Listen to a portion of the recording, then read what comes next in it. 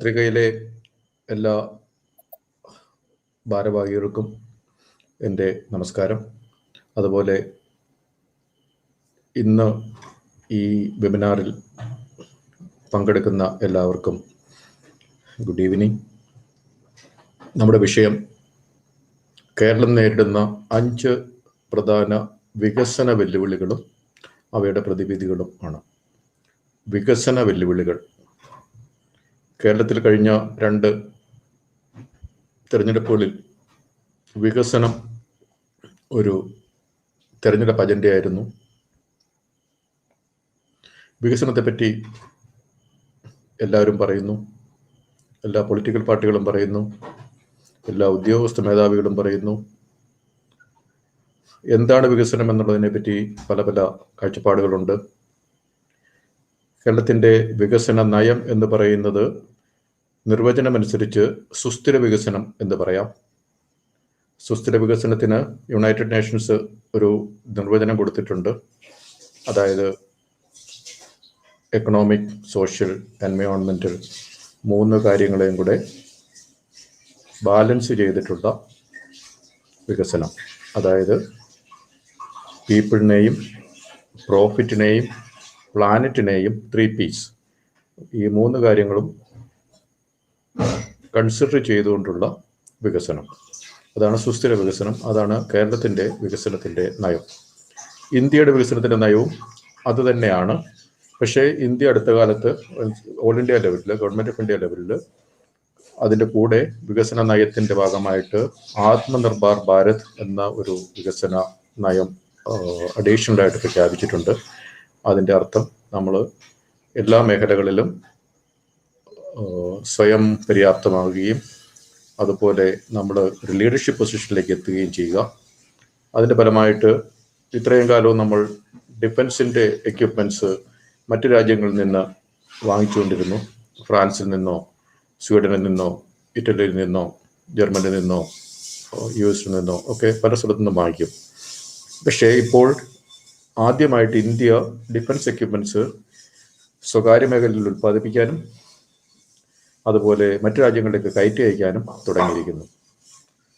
അപ്പോൾ അതൊരു വലിയൊരു വികസനത്തിൻ്റെ ഒരു വലിയ മാറ്റമാണ്. നമുക്കറിയാം, ലോകരാഷ്ട്രങ്ങളിൽ G7 രാജ്യങ്ങളിൽ മുൻപന്തിൽ നിൽക്കുന്നതെല്ലാം തന്നെ ഡിഫൻസ് എക്യുപ്മെൻറ്റ്സ് മാനുഫാക്ചർ ചെയ്യുകയും എക്സ്പോർട്ട് ചെയ്യുകയും ചെയ്യുന്നുണ്ട്. ചൈന തന്നെ ഇപ്പോൾ ലോക ശക്തികളിൽ നമ്പർ 2 ആയപ്പോൾ തന്നെ ഏകദേശം 70 രാജ്യങ്ങളിലേക്ക് അവർ ഡിഫൻസ് എക്യുപ്മെൻറ്റ്സ് കയറ്റി അയക്കുന്നുണ്ട്. അപ്പോൾ ഡിഫൻസ് എക്യുപ്മെൻറ്റ്സിൻ്റെ ഉൽപ്പാദനവും കയറ്റുമതിയും വികസനത്തിന് ഒരു വലിയ ഫാക്ടറാണ് എന്ന് തിരിച്ചറിഞ്ഞ് ഇന്ത്യ അങ്ങനെ ഒരു നയം ഇവിടെ വന്നിട്ടുണ്ട്. അടുത്തൊരു വികസന നയം ഇന്ത്യ ഗവൺമെൻറ്റിനുള്ളത് സബ്കാ വികാസ് സബ്കേ സാത്ത് എന്ന് വെച്ചാൽ എല്ലാവരുടെയും വികസനം എല്ലാവരോടും ഒപ്പം. എല്ലാവരുടെയും വികസനം വെച്ചാൽ അതിൽ പീപ്പിൾ ഫാക്ടറാണത്. അപ്പോൾ എല്ലാവരുടെയും വികസനമാണ് ലക്ഷ്യം.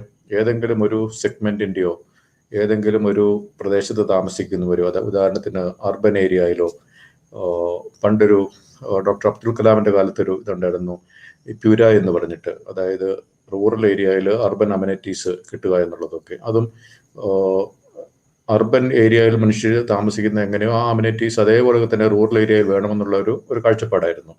പക്ഷേ നമ്മൾക്ക് അറിയാം, പലപ്പോഴും റൂറൽ ഏരിയയിൽ അവർക്ക് വേണ്ടത് സിറ്റിയിലുള്ള കാര്യങ്ങളൊന്നും അല്ല. റൂറൽ ഏരിയയിൽ നല്ല റൂറൽ ഏരിയ ആയിരിക്കണം, സിറ്റി ഏരിയ നല്ല സിറ്റി ഏരിയ ആയിരിക്കണം. 2 ഡിഫറെൻ്റ് ആണ്. രണ്ടിൻ്റെയും ടെക്സ്ചറും ക്യാരക്ടറും അതിൻ്റെ ഒരു അഗ്രോ എക്കോളജിക്കൽ സിസ്റ്റംസും ഒക്കെ ഡിഫറെൻ്റ് ആണ്. ഇപ്പോൾ സബ്കാ വികാസ്, എല്ലാവരുടെയും വികസനം, അത് ഓരോരുത്തർക്കും വികസനത്തിന് അവരുടേതായ മാനദണ്ഡങ്ങളും ഉദ്ദേശങ്ങളും മെത്തേഡുകളും ഒക്കെ ഉണ്ടാവും. ഉദാഹരണത്തിന് കൃഷിക്കാരുടെ വികസനം എന്ന് പറയുമ്പോൾ ഏതുതരം കൃഷിക്കാരുടെ വികസനമാണെന്ന് പോലും നമ്മൾ കരുതി വികസനത്തെപ്പറ്റി ചിന്തിച്ചാൽ മാത്രമേ യഥാർത്ഥ വികസനം സാധ്യമാവുള്ളൂ. റബ്ബർ കൃഷിക്കാർക്ക് ആവശ്യമുള്ള വികസനം ആയിരിക്കത്തില്ല നെല്ല് കൃഷിക്കാർക്ക് ആവശ്യമുള്ള വികസനം. 2 അതുപോലെ ഇപ്പോൾ മഹാരാഷ്ട്രയിലുള്ള ഷുഗർ കെയിൻ ഫാമേഴ്സിൻ്റെ വികസനം അതുപോലുള്ള വികസനമല്ല ഈ മൂന്നാറിലുള്ള തേയില കൃഷിക്കാരുടെ വികസനം എന്ന് പറയുന്നത്. അവർക്ക് ഓരോരുത്തർക്കും അവരുടേതായ വികസനത്തിൻ്റെ കാഴ്ചപ്പാടുകളുണ്ടാവും. നമുക്ക് അപ്പോൾ എനിവേ അത് ഈ സുസ്ഥിര വികസനം എന്ന് പറയുന്ന നമ്മളുടെ കേരളത്തിൻ്റെ നയം അത് ഇന്ത്യ ഗവൺമെൻറ് നയമാണ്. പക്ഷേ അതിൽ കുറേ അഡീഷൻസ് അടുത്ത കാലത്ത് വന്നിട്ടുണ്ട്. നമ്മൾ India officially sustainable development goals SDG എന്ന് പറയുന്ന അജണ്ട 2030 2030 ആകുമ്പോഴത്തേക്കും ഏകദേശം 169 ഒബ്ജക്റ്റീവ്സിൽ സസ്റ്റൈനബിൾ ഡെവലപ്മെൻറ്റ് ഗോൾസ് അച്ചീവ് ചെയ്യുക എന്നുള്ള ഒരു വികസന അജണ്ടയാണ് ഇന്ത്യക്കുമുള്ളത്. അപ്പോൾ അതിൽ ഈ പറഞ്ഞ എല്ലാവിധ ആസ്പെക്റ്റുകളും വരും. അതിൻ്റെ കൂടെ ഉള്ളതാണ് ഈ ആത്മനിർഭർ ഭാരത്, സബ്കാ വികാസ് എന്നൊക്കെയുള്ള കൺസെപ്റ്റുകൾ വന്നിരിക്കുന്നത്. ഇനി നമുക്ക് കേരളത്തിൻ്റെ 5 പ്രധാന വികസന വെല്ലുവിളികൾ നോക്കാം. കേരളത്തിൽ വികസന വെല്ലുവിളികൾ നമ്മൾ നോക്കുമ്പോൾ 2-3 വികസന പദ്ധതികളല്ലെങ്കിൽ വികസന പരിപാടികൾ അതൊരു ബാക്ക്ഗ്രൗണ്ടായിട്ട് പറയുന്നത് നല്ലതായിരിക്കും.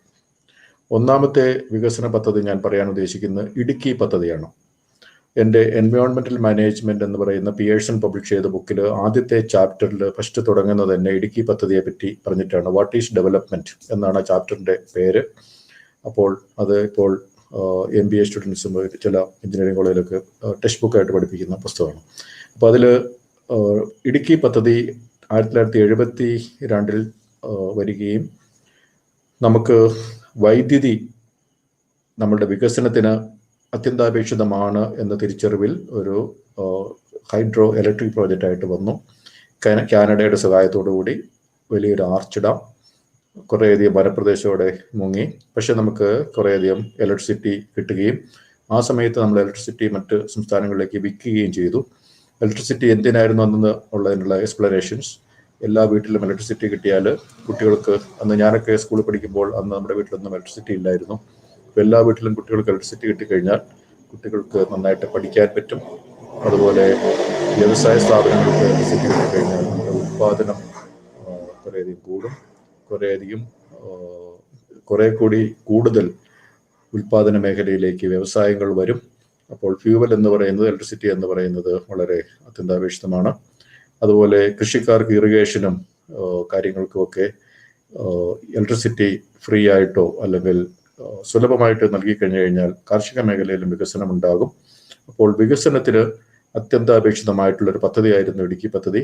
ഇലക്ട്രിസിറ്റി അത് വിദ്യാഭ്യാസത്തിന് കുട്ടികൾക്ക് വേണ്ടിയിട്ടും വ്യവസായങ്ങൾക്ക് പുതിയ വ്യവസായങ്ങൾ വരാൻ വേണ്ടിയിട്ടും അതുപോലെ കാർഷിക മേഖലയിലെ വികസനത്തിനുമൊക്കെ വൈദ്യുതി അത്യാവശ്യമാണ്.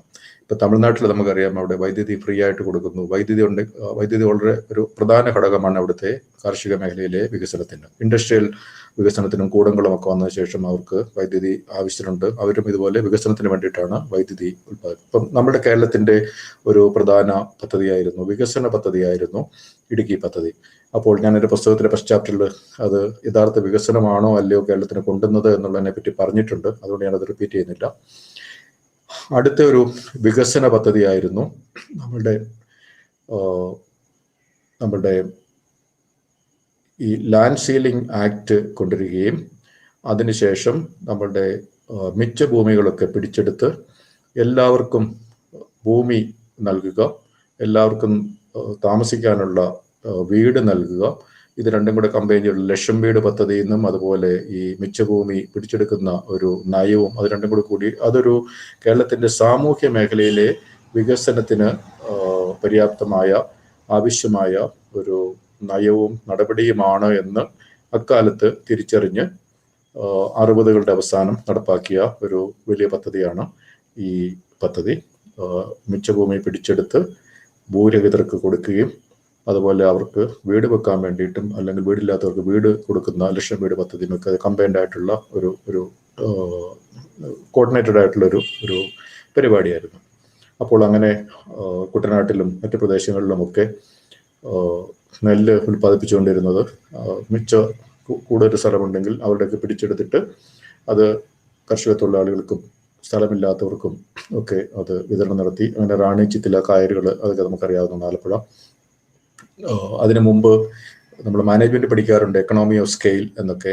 അതായത് ഒരു പ്രൊഡക്ഷൻ പ്രോസസ്സ് നമ്മൾ ചെയ്യുകയാണെങ്കിൽ ഒരു എക്കണോമി ഓഫ് സ്കെയിൽ ഒരു പർട്ടിക്കുലർ സൈസിൻ്റെ അല്ലെങ്കിൽ ക്വാണ്ടിറ്റിയുടെ താഴേക്ക് പോയി കഴിഞ്ഞു കഴിഞ്ഞാൽ അത് പ്രോഫിറ്റബിൾ ആയിരിക്കത്തില്ല, അത് വയബിൾ ആയിരിക്കത്തില്ല, അത് അൺവയബിൾ ആകും എന്നുള്ളൊരു കൺസെപ്റ്റാണ്. അപ്പോൾ നമ്മളുടെ കേരളത്തിലെ കാർഷിക മേഖല അൺവയബിൾ ആയത് ആ ഒരു നയവും നടപടിക്കും ശേഷമാണോ എന്നുള്ളത് നമ്മൾ ചിന്തിക്കേണ്ട കാര്യമാണ്. അത് യഥാർത്ഥത്തിൽ കേരളത്തിന് വികസനമാണോ കൊണ്ടുവന്നത്, അതോ നമ്മൾ തമിഴ്നാടിനെയും മറ്റു സംസ്ഥാനങ്ങളെയും എന്ത് ഭക്ഷ്യവസ്തുക്കൾക്കും ആശ്രയിക്കേണ്ട ഒരു അവസ്ഥയിലേക്ക് കേരളത്തെ കൊണ്ടുപോയോ?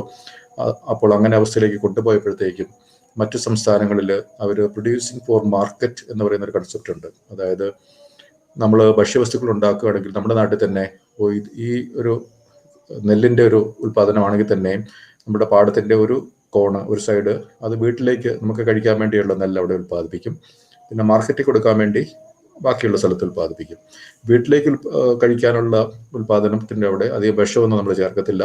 കുറച്ചുകൂടെ സേഫ് ആയിട്ടുള്ള കൃഷി രീതികളായിരിക്കും അവിടെ നമ്മൾ പിന്തുടരുന്നത്. അതേസമയം മാർക്കറ്റിലേക്ക് കൊടുക്കാനുള്ളത് പരമാവധി ഉൽപ്പാദനം കിട്ടുക, അപ്പോൾ അതിനുവേണ്ടി കൂടുതൽ വളമിടുക, കൂടുതൽ പെസ്റ്റിസൈഡ് അടിക്കുക, അങ്ങനെയൊക്കെയുള്ള കാര്യങ്ങൾ നടന്നു വരും. പച്ചക്കറികളുടെ കാര്യത്തിലാണെങ്കിൽ തമിഴ്നാട്ടിലൊക്കെ നമ്മൾ പല പല പഠനങ്ങളും പറയുന്നത് കേരളം വരെ ട്രാൻസ്പോർട്ട് ചെയ്യേണ്ടതുണ്ട്. അതുകൊണ്ട് പിന്നെ കേരളത്തിൽ ആരാത് കഴിക്കുന്നതെന്ന് അവർക്കൊരു ഐഡിയ ഇല്ല. അതുകൊണ്ട് അവർ പരമാവധി പെസ്റ്റിസൈഡും ഫെർട്ടിലൈസറും പോസ്റ്റ് ഹാർവെസ്റ്റ് ട്രീറ്റ്മെൻറ്റ് കെമിക്കൽസും അതുപോലെ സ്റ്റോറേജ് കെമിക്കൽസും ഒക്കെ ആഡ് ചെയ്ത്, അപ്പോൾ അതുപോലെ റൈപ്പനിങ്ങിന് വേണ്ടിയിട്ടും കേടാകാതിരിക്കാനും ഒക്കെയുള്ള കെമിക്കൽസും ഒക്കെ ആഡ് ചെയ്തിട്ടാണ് നമുക്കിവിടെ നല്ല നല്ല ഷേപ്പിലും സൈസിലും കളറിലും ഒക്കെയുള്ള പച്ചക്കറികളും ഫ്രൂട്ട്സും മറ്റു സാധനങ്ങളൊക്കെ നമുക്ക് ഇവിടെ എത്തുന്നത്.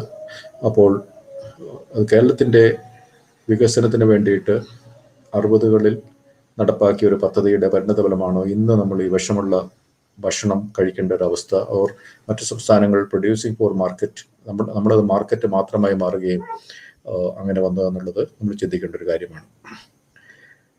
പിന്നെ നമ്മളുടെ ഒരു വികസനം എന്ന് പറയുന്നത് കേരളത്തിൽ ഒരു 10-20-25 വർഷമായിട്ട് എല്ലാ സ്ഥലത്തേക്കും നമുക്ക് റോഡ് വേണം എന്നുള്ളൊരു വലിയൊരു വികസനത്തിൻ്റെ ഒരു മാനദണ്ഡമായി. ഇലക്ഷന് മുമ്പാണെങ്കിൽ റോഡിൽ എവിടെയെങ്കിലും കുഴിയുണ്ടെങ്കിൽ അപ്പോൾ ആ ഇലക്ഷനിൽ സർക്കാർ തോക്കാൻ തന്നെ കാരണമാകുന്ന ഒരു അവസ്ഥ വരെ വന്നു. റോഡ് വലിയൊരു കാര്യമാണ്. MLA ഫണ്ടുകൾ, MP ഫണ്ടുകൾ ഒക്കെ റോഡ് പണിയാനും വേണ്ടിയാണ് പലപ്പോഴും ഉപയോഗിക്കുന്നത്. എല്ലാവരുടെയും സ്ഥലങ്ങളിലേക്ക് റോഡ് വേണം. റോഡ് വന്നതിൻ്റെ കാരണം അങ്ങോട്ട് വണ്ടികൾ എത്തണം. കേരളത്തിൽ ഈ വാഹനങ്ങളുടെ ഷോറൂമുകൾ നമ്മൾ നോക്കിക്കഴിഞ്ഞു കഴിഞ്ഞാൽ കാസർഗോഡ് മുതൽ ട്രിവാൻഡ്രം വരെ നോക്കിക്കഴിഞ്ഞാൽ കഴിഞ്ഞ ഒരു 20 കൊല്ലമായിട്ട് പുതുതായിട്ട് വന്നിരിക്കുന്ന വാഹന ഷോറൂമുകൾ, അത് നമുക്ക് വികസനമാണോ എന്ന് ചിന്തിക്കണം. കാരണം ഈ വാഹനങ്ങളൊന്നും കേരളത്തിൽ ഉണ്ടാക്കുന്നതല്ല, എല്ലാം മറ്റ് സംസ്ഥാനങ്ങളിൽ ആണ്. അതുപോലെ തന്നെ അത് അതിൻ്റെ കമ്പനികൾ, പേരന്റ് കമ്പനികൾ ഇന്ത്യയിൽ പോലുമല്ല. ഇപ്പോൾ സാധാരണ നെറ്റ് ട്രാൻസ്ഫർ ഓഫ് വെൽത്ത് എന്ന് പറയുന്ന ഒരു കൺസെപ്റ്റ് ഉണ്ട്. അതായത് നമ്മൾ ഒരു വാഹനം വാങ്ങിക്കുമ്പോൾ ആ വാഹനത്തിൻ്റെ വിലയിൽ കുറേ പെർസെൻറ്റേജ് ഗവൺമെൻറ് ഓഫ് ഇന്ത്യക്ക് അല്ലെ സ്റ്റേറ്റ് ഗവൺമെൻറ്റിനൊക്കെ ടാക്സ് ആയിട്ട് കിട്ടും. ഗവൺമെൻറ് ഓഫ് ഇന്ത്യ കിട്ടുന്നതിൻ്റെ ഷെയർ എക്സൈസ് ഡ്യൂട്ടി ആണെങ്കിൽ സ്റ്റേറ്റിന് കിട്ടും. അങ്ങനെ ഗവൺമെൻറ്റുകൾക്ക് ടാക്സ് ആയിട്ട് കിട്ടും. മറ്റ് അതിൻ്റെ ഒരു പ്രൈസിലുള്ള ഘടകങ്ങൾ എവിടേക്കാണ് പോകുന്നത്, അതിൻ്റെ ആക്ച്വൽ പ്രൊഡക്ഷൻ കോസ്റ്റ് എത്രയാണ്, അതിന് ബാക്കി മുകളിലുള്ളതൊക്കെ നമ്മളുടെ വാങ്ങിക്കുന്ന ആളുടെ അടുത്ത് നിന്ന്, വാങ്ങിക്കുന്ന ആളുടെ വെൽത്താണല്ലോ അത്, ആ വെൽത്ത് മറ്റ് ആളുകളിലേക്ക്, മറ്റ് സംസ്ഥാനങ്ങളിലേക്കോ മറ്റ് രാജ്യങ്ങളിലേക്കോ പോവുകയാണ്. അപ്പോൾ വാഹനം വാങ്ങിക്കുമ്പോൾ അത് നെറ്റ് വെൽത്താണോ എന്ന് പറയുമ്പോൾ, വാഹനം നമ്മളറിയാമല്ലോ സാധാരണഗതിയിൽ ഒരു ഇന്ന് വാഹനം വാങ്ങിച്ച് നാളെ അത് വിൽക്കാൻ നോക്കിക്കഴിഞ്ഞാൽ ഇന്ന് വാങ്ങിക്കുന്ന വില നമുക്ക് കിട്ടില്ല. കാരണം അത്രയധികം ഡിപ്രിസിയേഷനുള്ള ഒരു അസറ്റാണ് വാഹനം എന്ന് പറയുന്നത്. അസറ്റ് തന്നെയാണ്, പക്ഷേ അത് ഡിപ്രിസിയേഷൻ ഭയങ്കര ഹൈയാണ്. അതേസമയം കേരളത്തിൽ ഈ വാഹനങ്ങളുടെ ഷോറൂം വന്നതുപോലെ തന്നെ ഇൻഡസ്ട്രീസ് എവിടെയെങ്കിലും വന്നു, അതായത് പ്രൊഡക്ഷൻ കപ്പാസിറ്റി, പ്രൊഡക്ഷൻ ഇൻഫ്രാസ്ട്രക്ചർ കൂടുന്ന അസറ്റ്സ് എന്തെങ്കിലും നമ്മൾ ഇതുപോലെ ക്രിയേറ്റ് ചെയ്തിട്ടുണ്ടോ ഇവിടെ? അപ്പോൾ നമ്മളുടെ വികസനം എന്ന് പറയുന്നത് വാഹനങ്ങളിൽ സഞ്ചരിച്ച് അതിനുവേണ്ടി അതിനു മുമ്പ് റോഡുകൾ ഉണ്ടാക്കി വാഹനങ്ങൾ സഞ്ചരിക്കാൻ വേണ്ടിയുള്ള ഒരു ഇൻഫ്രാസ്ട്രക്ചർ ആണ് നമ്മൾ ഫോക്കസ് കൊടുത്തിരിക്കുന്നത്. അങ്ങനെ കൂടുതൽ വാഹനങ്ങൾ വരുന്നു. ആ വാഹനങ്ങൾ ഇവിടെ നമ്മൾ വാങ്ങിക്കുന്നത് കൊണ്ട് അതിൻ്റെ ഒരു വെൽത്ത് ക്രിയേഷൻ കേരളത്തിൽ സംഭവിക്കുന്നില്ല.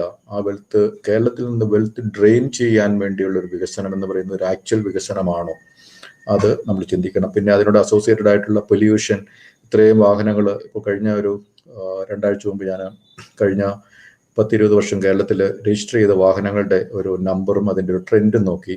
കേരളത്തിൽ പബ്ലിക് ട്രാൻസ്പോർട്ട്, അതായത് ബസ്സുകളുടെ രജിസ്ട്രേഷൻ കഴിഞ്ഞ 5 വർഷമായിട്ട് 25,000 മുകളിൽ നിന്ന് 15,000 താഴ്ന്നു. ബസ്സുകളുടെ, അതായത് പബ്ലിക് ട്രാൻസ്പോർട്ട്. അതുപോലെ സ്വകാര്യ വണ്ടികളുടെ എണ്ണം ഇന്ന് കേരളത്തിൽ ഏകദേശം മറ്റു സംസ്ഥാനങ്ങളിൽ രജിസ്റ്റർ ചെയ്തുകൊണ്ട് ഉൾപ്പെടെ 1.5 കോടി വാഹനങ്ങൾ നമ്മളുടെ റോഡുകളിലുണ്ട്. 1.5 കോടി. നമ്മൾ ഏകദേശം 3.4 crores ആണ് ആൾക്കാരുള്ളത്. അപ്പോൾ ആൾക്കാരുടെ എണ്ണത്തിൻ്റെ പകുതിയോളം വണ്ടികൾ കേരളത്തിലെ റോഡിൽ ഉണ്ട് എന്നുള്ളത്. പണ്ട് കാലത്തൊക്കെ നമ്മൾ അമേരിക്കയെ പറയായിരുന്നു, അവിടെ ഒരു വീട്ടിൽ 2 കാറുണ്ട്, അപ്പോൾ വലിയ വികസിച്ച ആൾക്കാരാണ്. പക്ഷെ അവർക്ക് കാറ് മാത്രമല്ല ഉള്ളത്, കാറോ അല്ല പല കാറുകളും ബസ്സുകളൊക്കെ അവർ മാനുഫാക്ചർ ചെയ്യുന്നതായിരുന്നു. അപ്പോൾ എന്നിട്ട് അവർ ഉപയോഗിക്കുമ്പോഴത്തേന് അവിടെ തന്നെ അതിൻ്റെ ഒരു circulation of money, employment generation, അതിൻ്റെ പാർട്സ് അവിടെ തന്നെ, അങ്ങനെയൊക്കെയുള്ള ഒരു വെൽത്ത് ക്രിയേഷൻ്റെ ഭാഗമായിട്ട് കണക്കാക്കും. പക്ഷെ കേരളത്തിൽ വാഹനങ്ങളുടെ ഇവിടെ തന്നെ ഉൽപ്പാദിപ്പിച്ച വാഹനങ്ങളായിരുന്നു നമ്മളിത് വാങ്ങിച്ചിരുന്നതെങ്കിൽ ഡെഫിനറ്റ്ലി അതൊരു എക്കണോമിക് ഡെവലപ്മെന്റ് എന്ന് പറയാം. എൻവയോൺമെന്റലി ഡിസാസ്ട്രസ് ആണ്. അപ്പോൾ നമ്മൾ സുസ്ഥിര വികസനം എന്ന് ഞാൻ പറഞ്ഞത്, സുസ്ഥിര വികസനം എന്ന് പറയുന്നത് എൻവയോൺമെന്റോട് കൺസിഡർ ചെയ്തുകൊണ്ടുള്ള വികസനമാണ്. പക്ഷേ ഈ വാഹനങ്ങളും അതുപോലെ പല പാടങ്ങളും അതുപോലെ ഈ മണ്ണ് അതെല്ലാം കൂടെ ഈ ബ്ലാക്ക് കളറിലുള്ള റോഡ് കൊണ്ട് കവർ ചെയ്ത് കേരളത്തിന്റെ ചൂട് കൂടുന്നു. അറിയാലോ, ബ്ലാക്ക് കൂടുതൽ ചൂട് അബ്സോർവ് ചെയ്യുന്നുള്ളത്. അപ്പോൾ കേരളത്തിന്റെ റോഡ് നെറ്റ്വർക്ക് കൂടിയതനുസരിച്ച് കേരളത്തിന്റെ ടെമ്പറേച്ചർ കൂടുന്നു. അതുപോലെ നമ്മൾ പെട്രോളും ഡീസലും കത്തിച്ച് ആകാശത്തേക്ക് കൂടുമ്പോഴത്തേക്കും അത്രയധികം ഒരു കാർബൺ ഡയോക്സൈഡ് അല്ലെങ്കിൽ ഗ്രീൻ ഹൗസ് ഗ്യാസസ് അന്തരീക്ഷത്തിൽ വരുന്നു. പിന്നെ കാർബൺ ഡസ്റ്റ്, കാർബൺ മോണോക്സൈഡ്, അങ്ങനത്തെ കാര്യങ്ങൾ. അതുകൊണ്ട് നമുക്കുണ്ടാകുന്ന അസുഖങ്ങൾ എത്രയാണ്. പൊല്യൂഷൻ കൊണ്ട് ലോകത്തിൽ ഏകദേശം 80 മില്യൺ ആൾക്കാരോ മറ്റോ മരിക്കുന്നു എന്നുള്ള ഒരു കണക്കുണ്ട്. കേരളത്തിൽ എത്ര അങ്ങനെ ഒരു പഠനം നടന്നിട്ടുണ്ടോ എന്ന് എനിക്ക് അറിഞ്ഞുകൂടാ. എന്താണേലും കേരളത്തിലും ഈ പൊല്യൂഷൻ എന്ന് പറയുന്നത് വളരെ കൂടുതലാണ് എന്നുള്ള കാര്യത്തിൽ തർക്കമില്ല. അല്ലെങ്കിൽ തന്നെ നമ്മൾ ഈ കാർബൺ ഇത്രയും കത്തിച്ച് അതുപോലെ മീഥേനൊക്കെ പ്രൊഡ്യൂസ് ചെയ്ത് അന്തരീക്ഷത്തിലേക്ക് വിട്ടു കഴിഞ്ഞാൽ അത് എവിടെയെങ്കിലുമൊക്കെ അതിൻ്റെ ഒരു ക്ലൈമറ്റ് ചേഞ്ച് ഇമ്പാക്റ്റ് ഉണ്ടാക്കുന്നുണ്ട്. അപ്പോൾ സുസ്ഥിര വികസനത്തിൻ്റെ ആ ഒരു പ്ലാനറ്റ് ഫ്രണ്ട്ലി എന്ന് പറയുന്ന ആസ്പെക്റ്റിന് നമ്മൾ ഒരു കൺസിഡറേഷൻ കൊടുക്കാത്തൊരു വികസനമാണ് കേരളത്തിൽ നടക്കുന്നത്. കേരളത്തിൽ റോഡൊക്കെ നല്ല ഫുള്ളായിട്ട് ഓടുന്നുണ്ട്, വണ്ടികൾ ഇഷ്ടം പോലെയുണ്ട്. എല്ലാവരും എങ്ങോട്ടെങ്കിലുമൊക്കെ യാത്ര ചെയ്തുകൊണ്ടിരിക്കുകയാണ് എപ്പോഴും. നമ്മുടെ റോഡുകൾ ഒരിക്കലും കാലിയാവുന്നില്ല. എക്സെപ്റ്റ് നമ്മുടെ കൊറോണയുടെ ലോക്ക്ഡൗൺ പീരീഡിൽ മാത്രമേ ഉള്ള റോഡിൽ ഒരു ഫ്രീ ആയിട്ട് യാത്ര ചെയ്യാൻ പറ്റുന്ന അവസരം. അല്ലാത്തപ്പോഴൊക്കെ റോഡ് എപ്പോഴും ഫുള്ളാണ്. എല്ലാവരും ഒരു ട്രാവൽ മോഡിലാണ് എല്ലാ സമയത്തും. ആ മൂവ്മെന്റ് അല്ല ട്രാവല് കൊണ്ട് കേരളത്തിന് ഒരു എക്കണോമിക് ഗ്രോത്ത് ഉണ്ടായോ, സോഷ്യൽ ഗ്രോത്ത് ഉണ്ടായോ, എൻവയോൺമെന്റൽ ഒരു കൺസർവേഷനോ അല്ല പ്രിസർവേഷനോ നടന്നോ എന്ന് നോക്കിക്കഴിഞ്ഞു കഴിഞ്ഞാൽ ഇല്ല എന്ന് പറയാനുള്ള ഒരു ഇൻഡിക്കേറ്റർ കേരളത്തിന്റെ പൊതു കടം 2016 വരെ ഏകദേശം 1.5 ലക്ഷം കോടിയായിരുന്നു. കഴിഞ്ഞ 5 വർഷമായിട്ടത് ഇപ്പോൾ അത് 3.2 lakh crores ആയിട്ടുണ്ട്. അപ്പോൾ നമ്മൾ കടം വാങ്ങിക്കേണ്ട ഒരു അവസ്ഥയുണ്ടെങ്കിൽ നമ്മൾ ഇവിടെ വെൽത്ത് ക്രിയേറ്റ് ചെയ്യുന്നില്ല. നമ്മൾ economically we are going poorer and poorer, backward. നമ്മളുടെ സോഷ്യൽ, അതായത് പീപ്പിളിൻ്റെ capacity to generate profits, capacity to contribute to the economy, അത് നമ്മൾ താഴേക്ക് പോയതുകൊണ്ടാണല്ലോ നമ്മൾ കടം വാങ്ങിക്കേണ്ട ഒരു ഡിപ്പെൻഡൻറ്റ് സിസ്റ്റത്തിലേക്ക് പോകേണ്ടി വന്നത്.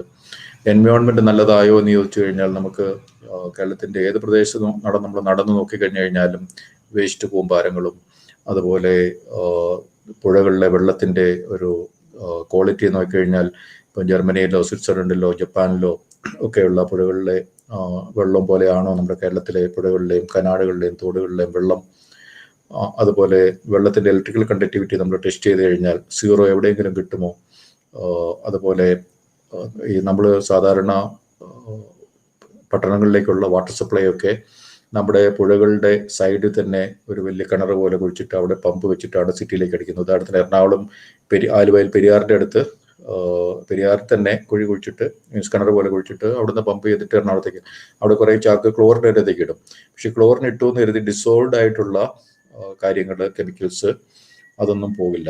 അത് ഈ വെള്ളത്തിൽ കൂടെ ഇങ്ങോട്ട് പോരും. കുറച്ച് ലൈവ് മൈക്രോ ഓർഗാനിസംസ് മാത്രമേ ചിലപ്പോൾ പോകത്തുള്ളൂ.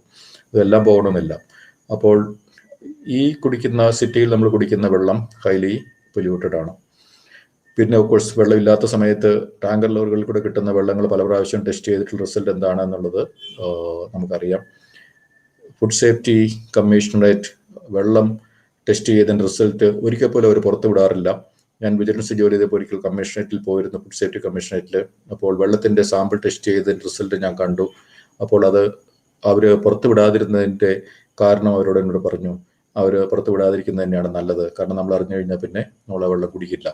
അപ്പോൾ നമ്മളുടെ വികസനം, ഞാൻ 3 ഉദാഹരണങ്ങൾ, ഇടുക്കി, നമ്മുടെ ലാൻഡ് സീലിംഗ് ആക്റ്റും അതുപോലെ മിച്ചപ്പും പിടിച്ചെടുക്കലും അതുപോലെ റോഡ് വാഹനം അതിൻ്റെ ഒരു വികസനം, ഈ 3 കാര്യങ്ങൾ പറഞ്ഞു.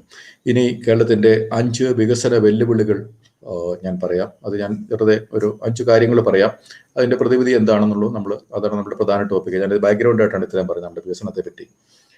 ഒന്നാമത്തെ വികസന വെല്ലുവിളി എന്ന് പറയുന്നത് നമ്മളുടെ എഡ്യൂക്കേഷൻ മേഖലയുടെ ഒരു കാര്യമാണ്. നമ്മളുടെ എല്ലാവരെയും എഡ്യൂക്കേറ്റ് ചെയ്യുന്നു. ഏറ്റവും അധികം ലിറ്ററസി ഉള്ള സംസ്ഥാനം. നമ്മളുടെ ആൾക്കാരെ നമ്മൾ എഡ്യൂക്കേറ്റ് ചെയ്യുന്നത് എന്തിനു വേണ്ടി? പണ്ട് കാലത്ത് നമ്മൾ എഡ്യൂക്കേറ്റ് ചെയ്തിരുന്നത് ക്ലർക്കുമാരെ സൃഷ്ടിക്കാനായിരുന്നു. ഇന്നും സെക്രട്ടേറിയറ്റിൻ്റെ മുമ്പിൽ ലാസ്റ്റ് ഗ്രേഡ് ജോലി കിട്ടുക, അല്ലെങ്കിൽ ക്ലർക്കാകാനുള്ള ജോലി കിട്ടുക, സെക്രട്ടേറിയറ്റ് അസിസ്റ്റൻ്റ് എന്നുള്ള ജോലിക്ക് വേണ്ടി എന്തോ ഒരു ഇടിയാണ്. അപ്പോൾ ഈ ക്ലർക്കാകാൻ വേണ്ടി ഇപ്പോഴും എഡ്യൂക്കേഷൻ അങ്ങനെ തന്നെ ആണോ? അതോ നമ്മളുടെ കേരളത്തിൻ്റെ വികസനത്തിന് കോൺട്രിബ്യൂട്ട് ചെയ്യുന്ന എന്തെങ്കിലും കാര്യങ്ങൾ ചെയ്യാൻ വേണ്ടിയുള്ള ഒരു ഈ ഹ്യൂമൻ റിസോഴ്സസ്, മാനവശേഷി ആണോ നമ്മളിവിടെ എഡ്യൂക്കേഷൻ സിസ്റ്റത്തിൽ കൂടെ എയിം ചെയ്യുന്നത്? അപ്പോൾ നമ്മുടെ ഒരു പർപ്പസ്ലെസ് ആയിട്ടുള്ള എഡ്യൂക്കേഷൻ ആണോ നടക്കുന്നത്? എഡ്യൂക്കേഷൻ ഗവൺമെൻറ് ആണ് അതിന് നേതൃത്വം നൽകുന്നത്. ഒരു വിദ്യാഭ്യാസ മന്ത്രിയുണ്ട്. ചില സമയങ്ങളിലൊക്കെ 2 വിദ്യാഭ്യാസ മന്ത്രിമാർ തന്നെ കേരളത്തിൽ ഉണ്ടാകാറുണ്ട്. കാരണം വിദ്യാഭ്യാസം അത്രയും പ്രധാനപ്പെട്ട ഒരു സബ്ജക്റ്റ് ആയതുകൊണ്ടായിരിക്കും 2 മന്ത്രിമാരുണ്ടാകാറുണ്ട്. ഒന്ന് ഹയർ എഡ്യൂക്കേഷൻ ഒരു മന്ത്രി, പിന്നെ പബ്ലിക് സ്കൂള് അങ്ങനത്തെ വിദ്യാഭ്യാസ മേഖലയ്ക്ക് വേറൊരു മന്ത്രി വരെ ഉണ്ടായ സമയങ്ങൾ ഒക്കെ ഉണ്ട്. ഈ വിദ്യാഭ്യാസം കൊണ്ട് നമ്മൾ എന്ത് നേട്ടമുണ്ടാക്കി? ആ വിദ്യാഭ്യാസം കൊണ്ട് കേരളത്തിൻ്റെ ഈ സുസ്ഥിര വികസനത്തിനുള്ള എന്തെങ്കിലും നടപടികൾ ഈ വിദ്യാഭ്യാസം നേടിയവർ ഇവിടെ നടത്തുന്നുണ്ടോ? 70 വർഷമായിട്ടുള്ള നമ്മുടെ ഒരു സ്വാതന്ത്ര്യത്തിന് ശേഷമുള്ള ഒരു വിദ്യാഭ്യാസത്തെ പറ്റി ആണ് നമ്മൾ ഇപ്പോൾ പ്രധാനമായിട്ടും ചിന്തിക്കുന്നത്.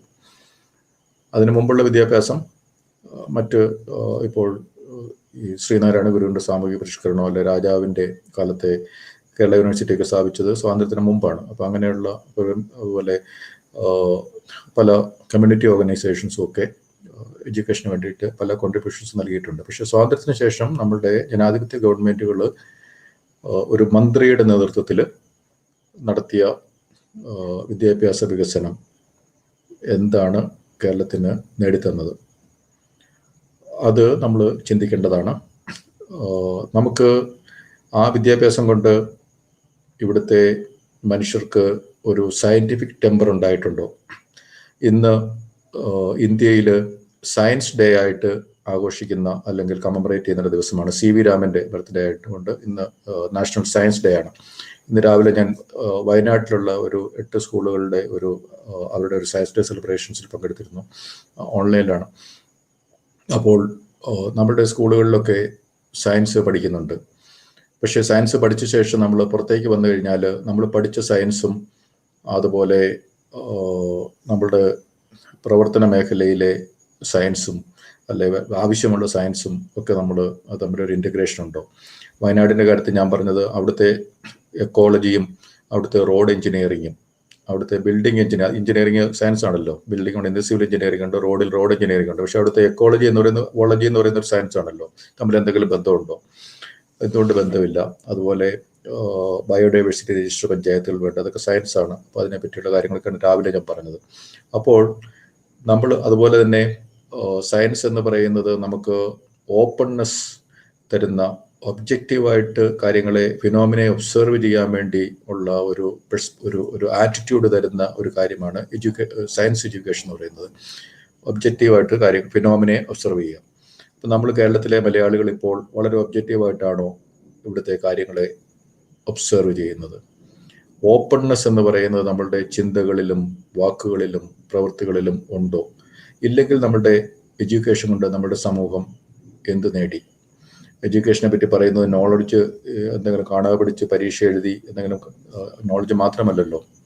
നോളജ് ആറ്റിറ്റ്യൂഡ് ചേഞ്ച് ചെയ്യുക, അതുപോലെ നമുക്കൊരു കൾച്ചർ ബിൽഡിങ്, അങ്ങനെ കുറേയധികം കാര്യങ്ങളൊക്കെ, അതുപോലെ നമ്മളൊരു സാമൂഹ്യ ജീവിയായിട്ട് സോഷ്യൽ സ്കിൽസ്, ഇപ്പോൾ ആ കാര്യം, എമോഷണൽ സ്കിൽസ്, അങ്ങനെ കുറേ കാര്യങ്ങളൊക്കെ ഉണ്ട്. ഇപ്പോൾ നമ്മളൊരു ഫേസ്ബുക്കിൽ ഒരു പോസ്റ്റ് എഴുതി കഴിഞ്ഞു കഴിഞ്ഞാൽ അതിൻ്റെ താഴെ വരുന്ന കമൻറ്റുകൾ വായിച്ചു കഴിഞ്ഞാൽ നമ്മളുടെ എഡ്യൂക്കേഷൻ കൊണ്ട് നമ്മുടെ ആൾക്കാർ, യുവാക്കൾ, യുവതികൾ ഒക്കെ എത്ര എമോഷണൽ സ്കിൽസും എത്ര സോഷ്യൽ സ്കിൽസും എത്രമാത്രം കൾച്ചറും ഒക്കെ അച്ചീവ് ചെയ്തിട്ടുണ്ടെന്നുള്ളത് നമ്മുടെ ഫേസ്ബുക്ക് പോസ്റ്റുകളുടെ താഴെ ഉള്ള കമൻറ്റുകൾ മാത്രം വായിച്ചാൽ മതി. അപ്പോൾ നമുക്ക് മനസ്സിലാവും നമ്മുടെ എഡ്യൂക്കേഷനിൽ എന്തോ തകരാറുണ്ട്. അപ്പോൾ അതൊരു വലിയ വെല്ലുവിളിയാണ് ഇപ്പോഴത്തെ. അതേസമയം നമുക്ക് എഡ്യൂക്കേഷൻ നമ്മൾ പറയുമ്പോഴത്തേക്ക് നമുക്ക് കുറേയധികം യൂണിവേഴ്സിറ്റികളുണ്ട്. എല്ലാ മേഖലയ്ക്കും യൂണിവേഴ്സിറ്റി ഉണ്ട്. ഫിഷറീസിന് യൂണിവേഴ്സിറ്റി ഉണ്ട്, വെറ്റിനറിക്ക് യൂണിവേഴ്സിറ്റി ഉണ്ട്, അഗ്രികൾച്ചറിന് യൂണിവേഴ്സിറ്റി ഉണ്ട്, മെഡിക്കൽ യൂണിവേഴ്സിറ്റി ഉണ്ട്. അതുപോലെ ഓരോ പ്രദേശത്തിനും തിരുവനന്തപുരം, കോഴിക്കോട്, കോട്ടയം, കണ്ണൂർ അങ്ങനെയുള്ള യൂണിവേഴ്സിറ്റികളുണ്ട്. പിന്നെ യൂണിവേഴ്സിറ്റികൾ എവിടെയൊക്കെ സൃഷ്ടിക്കാൻ പറ്റും എന്നുള്ളത് ഇങ്ങനെ ഗവേഷണത്തിലാണ്. കാരണം കൂടുതൽ യൂണിവേഴ്സിറ്റി ഉണ്ടായിക്കഴിഞ്ഞാൽ കൂടുതൽ സെനറ്റ് മെമ്പേഴ്സ് ഉണ്ടാകും, കൂടുതൽ സിൻഡിക്കേറ്റ് ഉണ്ടാകും, കൂടുതൽ യൂണിയനുകൾ ഉണ്ടാകാം, കൂടുതൽ ആൾക്കാരെ നമുക്ക് അവിടെ നിയമിക്കാം. അങ്ങനെയൊക്കെയുള്ള ഉദ്ദേശത്തിലാണ് ഈ യൂണിവേഴ്സിറ്റികളും ഒക്കെ സൃഷ്ടിക്കപ്പെടുന്നത്. അല്ലാതെ കേരളത്തിലെ ആൾക്കാർക്ക് നല്ല വിദ്യാഭ്യാസം നൽകി അവരുടെ ഒരു capacity, intellectual capital, social capital ഇവ കൂട്ടുക എന്നുള്ള ഉദ്ദേശത്തിൽ അല്ല ഇവിടുത്തെ വിദ്യാഭ്യാസം നേതൃത്വം നൽകുന്നവർ വിദ്യാഭ്യാസം അതൊരു വലിയ വെല്ലുവിളിയാണ്. അപ്പോൾ നമുക്ക് യൂണിവേഴ്സിറ്റികൾ, സ്കൂളുകൾ, കോളേജുകൾ, ടെക്നിക്കൽ എഡ്യൂക്കേഷനുള്ള ഇൻഫ്രാസ്ട്രക്ചർ, മെഡിക്കൽ കോളേജുകൾ, എഞ്ചിനീയറിംഗ് കോളേജുകൾ, IITകൾ, അല്ല ITIകൾ, IIM, NIT, ഇതെല്ലാം നമുക്കിവിടെ ഉണ്ട്. അപ്പോൾ ഈ മെഡിക്കൽ കോളേജ് തന്നെ അവിടെ വയനാട്ടിലൊരു മെഡിക്കൽ കോളേജ് സ്ഥാപിക്കാൻ വേണ്ടി ഗവൺമെൻറ് കഴിഞ്ഞ UDF ഗവൺമെൻറ് തീരുമാനിച്ചിരുന്നു. ഇടുക്കിയിലൊരു മെഡിക്കൽ കോളേജ്, ഹരിപ്പാട് ഒരു മെഡിക്കൽ കോളേജ്, എല്ലാ ജില്ലയിലും മെഡിക്കൽ കോളേജ്. ഹരിപ്പാടുള്ള മെഡിക്കൽ കോളേജ് നമ്മുടെ ആലപ്പുഴയിലുള്ള മെഡിക്കൽ കോളേജിൽ നിന്ന് ഏകദേശം ഒരു 10-15 കിലോമീറ്ററേ ഉള്ളൂ. അപ്പോൾ അന്ന് ഞാൻ വിജിലൻസിൽ ഇരുന്നപ്പോഴത്തേനും ഈ മെഡിക്കൽ കോളേജുകളുടെ അഴിമതി അന്വേഷിച്ചതുകൊണ്ടാണ് ഞാൻ കൃത്യമായിട്ട് ഇതിനെപ്പറ്റി പറയുന്നത്. എന്തിനാണ് ഈ മെഡിക്കൽ കോളേജുകളൊക്കെ അന്ന് സ്ഥാപിക്കാൻ വേണ്ടി തീരുമാനങ്ങൾ എടുത്തത് എന്നുള്ളതൊക്കെ ആ വിജിലൻസിന്റെ ഫയലിലുണ്ട്. അപ്പോൾ വിദ്യാഭ്യാസത്തിനുള്ള ഇൻഫ്രാസ്ട്രക്ചർ ക്രിയേഷനിൽ പോലും അഴിമതി ആയിരുന്നു ലക്ഷ്യമെന്നുള്ള അത് ഫയലുകളിലുള്ളൊരു കാര്യമാണ്. അപ്പോൾ നമ്മളുടെ ഇൻഫ്രാസ്ട്രക്ചർ ഒന്ന് അണ്ടർ യൂട്ടിലൈസ്ഡ് ആണ്, എഡ്യൂക്കേഷൻ ഇൻഫ്രാസ്ട്രക്ചർ. 2, എഡ്യൂക്കേഷൻ ഇൻഫ്രാസ്ട്രക്ചറിൻ്റെ ആ ഒരു പ്രോസസ്സുകൾ പർപ്പസ്ലെസ് എഡ്യൂക്കേഷനാണ് ഔട്ട്പുട്ടായിട്ട് പുറത്തേക്ക് വിടുന്നത് എന്നുള്ളൊരു ആസ്പെക്റ്റ് ഉണ്ട്. ഇത് നമ്മുടെ ഒരു വലിയ വെല്ലുവിളിയാണ്. ഇതിൻ്റെ പ്രതിവിധി ആയിട്ട് ഞാൻ സജസ്റ്റ് ചെയ്യുന്നത് ഇവിടെ വിവരമുള്ള ഒരു വിദ്യാഭ്യാസ മന്ത്രി ഉണ്ടാവുക, അത് മാത്രം മതി. വിവരമുള്ള, അഴിമതി എന്ന് പറയുന്നത് കാണിക്കാത്ത ഒരു, ഈ നാടിനോട് പ്രതിപത്തിയുള്ള അല്ലെ നാടിനോട് സ്നേഹമുള്ള ഒരു വിദ്യാഭ്യാസ മന്ത്രി ഉണ്ടായാൽ മാത്രം മതി നമ്മുടെ ഈ വിദ്യാഭ്യാസത്തിൻ്റെ ഈ പ്രശ്നം പരിഹരിക്കാൻ പറ്റും. ഇനി രണ്ടാമത്തെ വികസന വെല്ലുവിളി എന്ന് പറയുന്നത് അഡ്മിനിസ്ട്രേറ്റീവ് ആയിട്ടുള്ള ഒരു സ്ട്രക്ചറിൻ്റെ കാര്യമാണ്. നമ്മളുടെ ഒരു പഞ്ചായത്ത് നമുക്കെടുക്കാം, അതുപോലെ മുനിസിപ്പാലിറ്റി വേണമെങ്കിലും എടുക്കാം. നിങ്ങൾ ഏത് പ്രദേശത്ത് താമസിക്കുന്നു എന്നനുസരിച്ച് നിങ്ങളുടെ മനസ്സിൽ ആ ഒരു പ്രദേശത്തിൻ്റെ ഒരു അഡ്മിനിസ്ട്രേറ്റീവ് സെറ്റപ്പ്, അഡ്മിനിസ്ട്രേറ്റീവ് സ്ട്രക്ചർ ഒന്ന് ചിന്തിച്ചാൽ മതി. ഞാൻ പഞ്ചായത്തിനെ പറ്റി പറയാം. ഒരു പഞ്ചായത്തിൽ പഞ്ചായത്ത് പ്രസിഡന്റ്, പഞ്ചായത്ത് സമിതി, പഞ്ചായത്തിൻ്റെ സെക്രട്ടറി, പഞ്ചായത്ത് ഓഫീസ് എന്നൊക്കെ പറഞ്ഞൊരു ഭരണ സംവിധാനമുണ്ട്. നമ്മുടെ പല കാര്യങ്ങൾക്കും പഞ്ചായത്തിൽ പോകണം. പഞ്ചായത്തിൽ നിന്നാണ് ഒരു ബിൽഡിംഗ് പണിയുന്നതിനുള്ള പെർമിറ്റ്, ബിൽഡിംഗ് പൊളിക്കുന്നതിനുള്ള പെർമിറ്റ്, അങ്ങനെ പല കാര്യങ്ങൾക്കും പഞ്ചായത്ത് ഒരു അധികാര സ്ഥാനമാണ്. പഞ്ചായത്ത് ഒരു സർക്കാരാണ്, പഞ്ചായത്തുണ്ട്. ഇതേ പഞ്ചായത്ത് തന്നെ സർക്കാരിൻ്റെ പല വകുപ്പുകളുടെയും ഓഫീസുകളുണ്ട്. കൃഷി വകുപ്പിൻ്റെ ഓഫീസ് അവിടെയുണ്ട്, വെറ്റിനറി ഉണ്ട്, ആയുർവേദയുണ്ട്, ഹോമിയോ ഉണ്ട്, പ്രൈമറി ഹെൽത്ത് സെൻ്റർ ഉണ്ടായേക്കാം, ചില പഞ്ചായത്തുകളിൽ പോലീസ് സ്റ്റേഷൻ ഉണ്ടായേക്കാം, എല്ലാ പഞ്ചായത്തിലും ഇല്ല.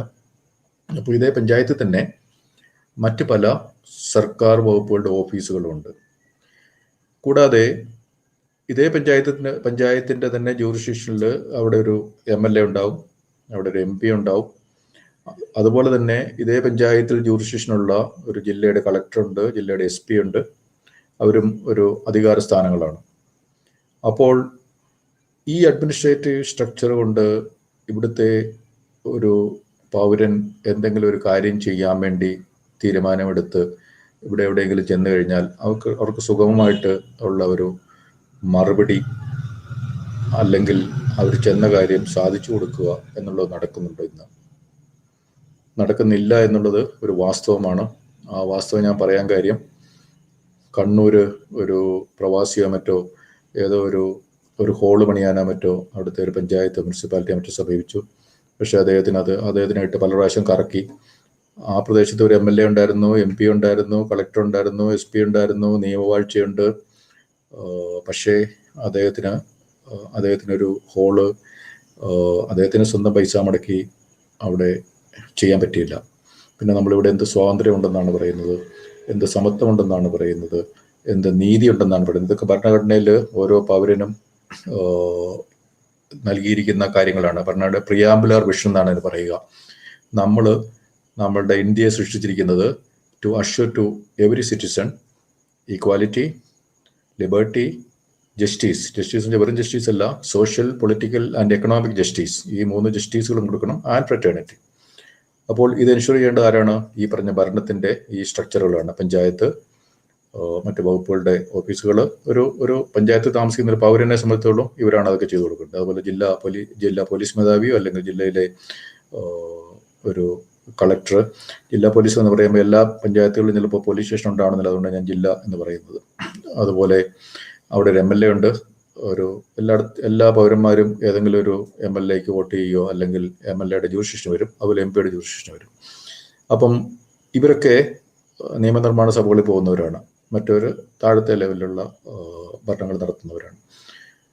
അപ്പോൾ നമ്മളുടെ നാട്ടിൽ ഭരണഘടനയിലുള്ള പ്രിയാമ്പുലർ വിഷൻ നമ്മളുടെ സിറ്റിസൺസിന് അഷ്വർ ചെയ്യാൻ വേണ്ടി ഈ ഭരണ സംവിധാനം എന്ത് ചെയ്യുന്നു?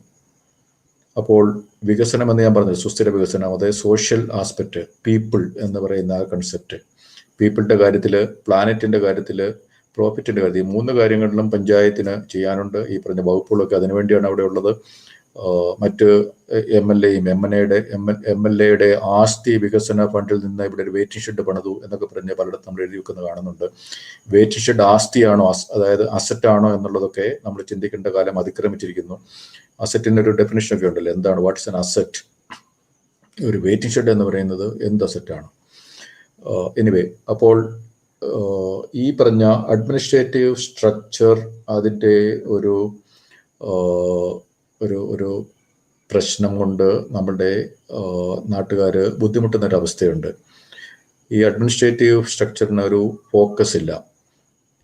ഒരേ ഒരു ഫോക്കസ് അവർക്കുള്ളത് നമുക്ക് കൂടുതൽ പദ്ധതികൾ കിട്ടുക, പദ്ധതികൾ കൂടുതൽ കിട്ടിക്കഴിഞ്ഞാൽ അതിൻ്റെ ഒരു 20% കമ്മീഷൻ നമുക്ക് കിട്ടും. അപ്പോൾ പദ്ധതികൾ കൂടുതൽ വരുമ്പോൾ വികസനം വരുന്നു. പക്ഷേ വികസനം ആരുടെയാണ്? ഈ പറഞ്ഞ പഞ്ചായത്തിൻ്റെ, വാർഡ് മെമ്പറുടെയോ പഞ്ചായത്ത് പ്രസിഡന്റിൻ്റെയോ അല്ല അവിടുത്തെ ഉദ്യോഗസ്ഥന്മാരുടെയോ MLAയുടെ MPമാരുടെ അങ്ങനത്തെ ആൾക്കാരുടെയൊക്കെയുള്ള വികസനമാണ് കൂടുതലായിട്ടും നടക്കുക. അല്ലാതെ ഒരു ഫോക്കസിങ് പീപ്പിൾ ഫസ്റ്റ് എന്ന് പറയുന്ന കൺസെപ്റ്റ് വന്നിട്ടില്ല. പീപ്പിൾ ഫസ്റ്റാണ് ആക്ച്വലി അഡ്മിനിസ്ട്രേഷൻ്റെ ഒരു ഫോക്കസ്. ആ ഫോക്കസ് ഇന്നില്ല, പീപ്പിൾ ഫോക്കസ് ഇല്ല. അതുപോലെ തന്നെ രണ്ടാമത്തെ ഫോക്കസാണ് പ്ലാനറ്റ് ഫോക്കസ് ഓർ എൻവയോൺമെന്റൽ ഫോക്കസ്. അതില്ല. എവിടെയെങ്കിലും ആരെങ്കിലും ഒരു കഴിവുള്ള ഒരാളാണെങ്കിൽ അയാൾക്ക് എവിടെ വേണമെങ്കിൽ പാടം നികത്താം, എവിടെ വേണമെങ്കിൽ ഏത് പുഴയും നികത്താം, ഏത് തടാകവും നികത്താം, എവിടെ വേണമെങ്കിൽ ഏത് ബിൽഡിങ്ങും പണിയാം, ഏത് ഭൂമിയും കയ്യേറാം, ഏത് ഗവൺമെന്റിന്റെ ലാൻഡ് വേണേൽ അവർക്ക് ലീസിന് കിട്ടും. ഒരു സ്വാധീനമുള്ള ആളാണെങ്കിൽ, അതേസമയം ഒരു പാവപ്പെട്ട ഒരു മനുഷ്യനാണെങ്കിൽ, സാധാരണ ഒരു മനുഷ്യനാണെങ്കിൽ അയാൾ സർക്കാരിന്റെ ലാൻഡ് എനിക്കൊരു 30 വർഷത്തേക്ക് ലീസിന് തരണം എന്ന് പറഞ്ഞാൽ കഴിഞ്ഞാൽ ആരെങ്കിലും കൊടുക്കില്ല. അപ്പോൾ ഇതൊക്കെ നമ്മളുടെ വികസനത്തിന്റെ കാര്യത്തിൽ ഈക്വാലിറ്റി, ജസ്റ്റിസ്, ലിബർട്ടി എന്നുള്ള കാര്യങ്ങളൊക്കെ തകിടം മറിച്ച ഭരണഘടനയെ വെല്ലുവിളിക്കുന്ന, ഭരണഘടനയ്ക്ക് വിരുദ്ധമായിട്ട് നമ്മുടെ നാട്ടിൽ നടന്നുകൊണ്ടിരിക്കുന്ന കാര്യങ്ങളാണ്. അപ്പോൾ അത് വികസനം എന്ന് പറയാൻ പറ്റില്ല. അതൊരു വലിയ വെല്ലുവിളിയാണ്. ഇതിന്റെ പ്രതിവിധി എന്ന് പറയുന്നത് ഒരു നല്ല മുഖ്യമന്ത്രി ഉണ്ടാവുക എന്ന് മാത്രമാണ്. ഈ ഭരണഘടനയിൽ പറഞ്ഞിരിക്കുന്ന നീതി, ലിബർട്ടി, ഈക്വാലിറ്റി, ഫ്രറ്റേണിറ്റി, അത് ഇവിടുത്തെ ഓരോ പൗരനും ഉറപ്പാക്കാൻ വേണ്ടി മാത്രം ലക്ഷ്യം വെക്കുന്ന ഒരു മുഖ്യമന്ത്രി നമുക്കുണ്ടായി കഴിഞ്ഞാൽ ഈ ഭരണം ശരിയാക്കാൻ പറ്റും. അടുത്തൊരു കാര്യം,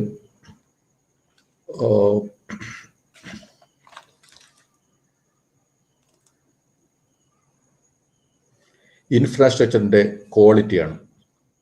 ഇൻഫ്രാസ്ട്രക്ചറിൻ്റെ ക്വാളിറ്റി എന്ന് പറയുന്നത്, നമ്മുടെ റോഡിനെ പറ്റി നേരത്തെ പറഞ്ഞു. തിരുവനന്തപുരത്ത് നിന്ന് എറണാകുളം വരെ വരാൻ വേണ്ടി 220 കിലോമീറ്റർ നമുക്കുള്ളത്. വിദേശ രാജ്യങ്ങളിൽ 220 കിലോമീറ്റർ യാത്ര ചെയ്യണമെങ്കിൽ 2 മണിക്കൂർ മതിയാകും. ഇവിടെ നമുക്ക് ഇപ്പോൾ വരണമെങ്കിൽ 6 മണിക്കൂർ വേണം. അപ്പോൾ ഒരു ദിവസം 1000 പേര് യാത്ര ചെയ്യുന്നത് കരുതുക.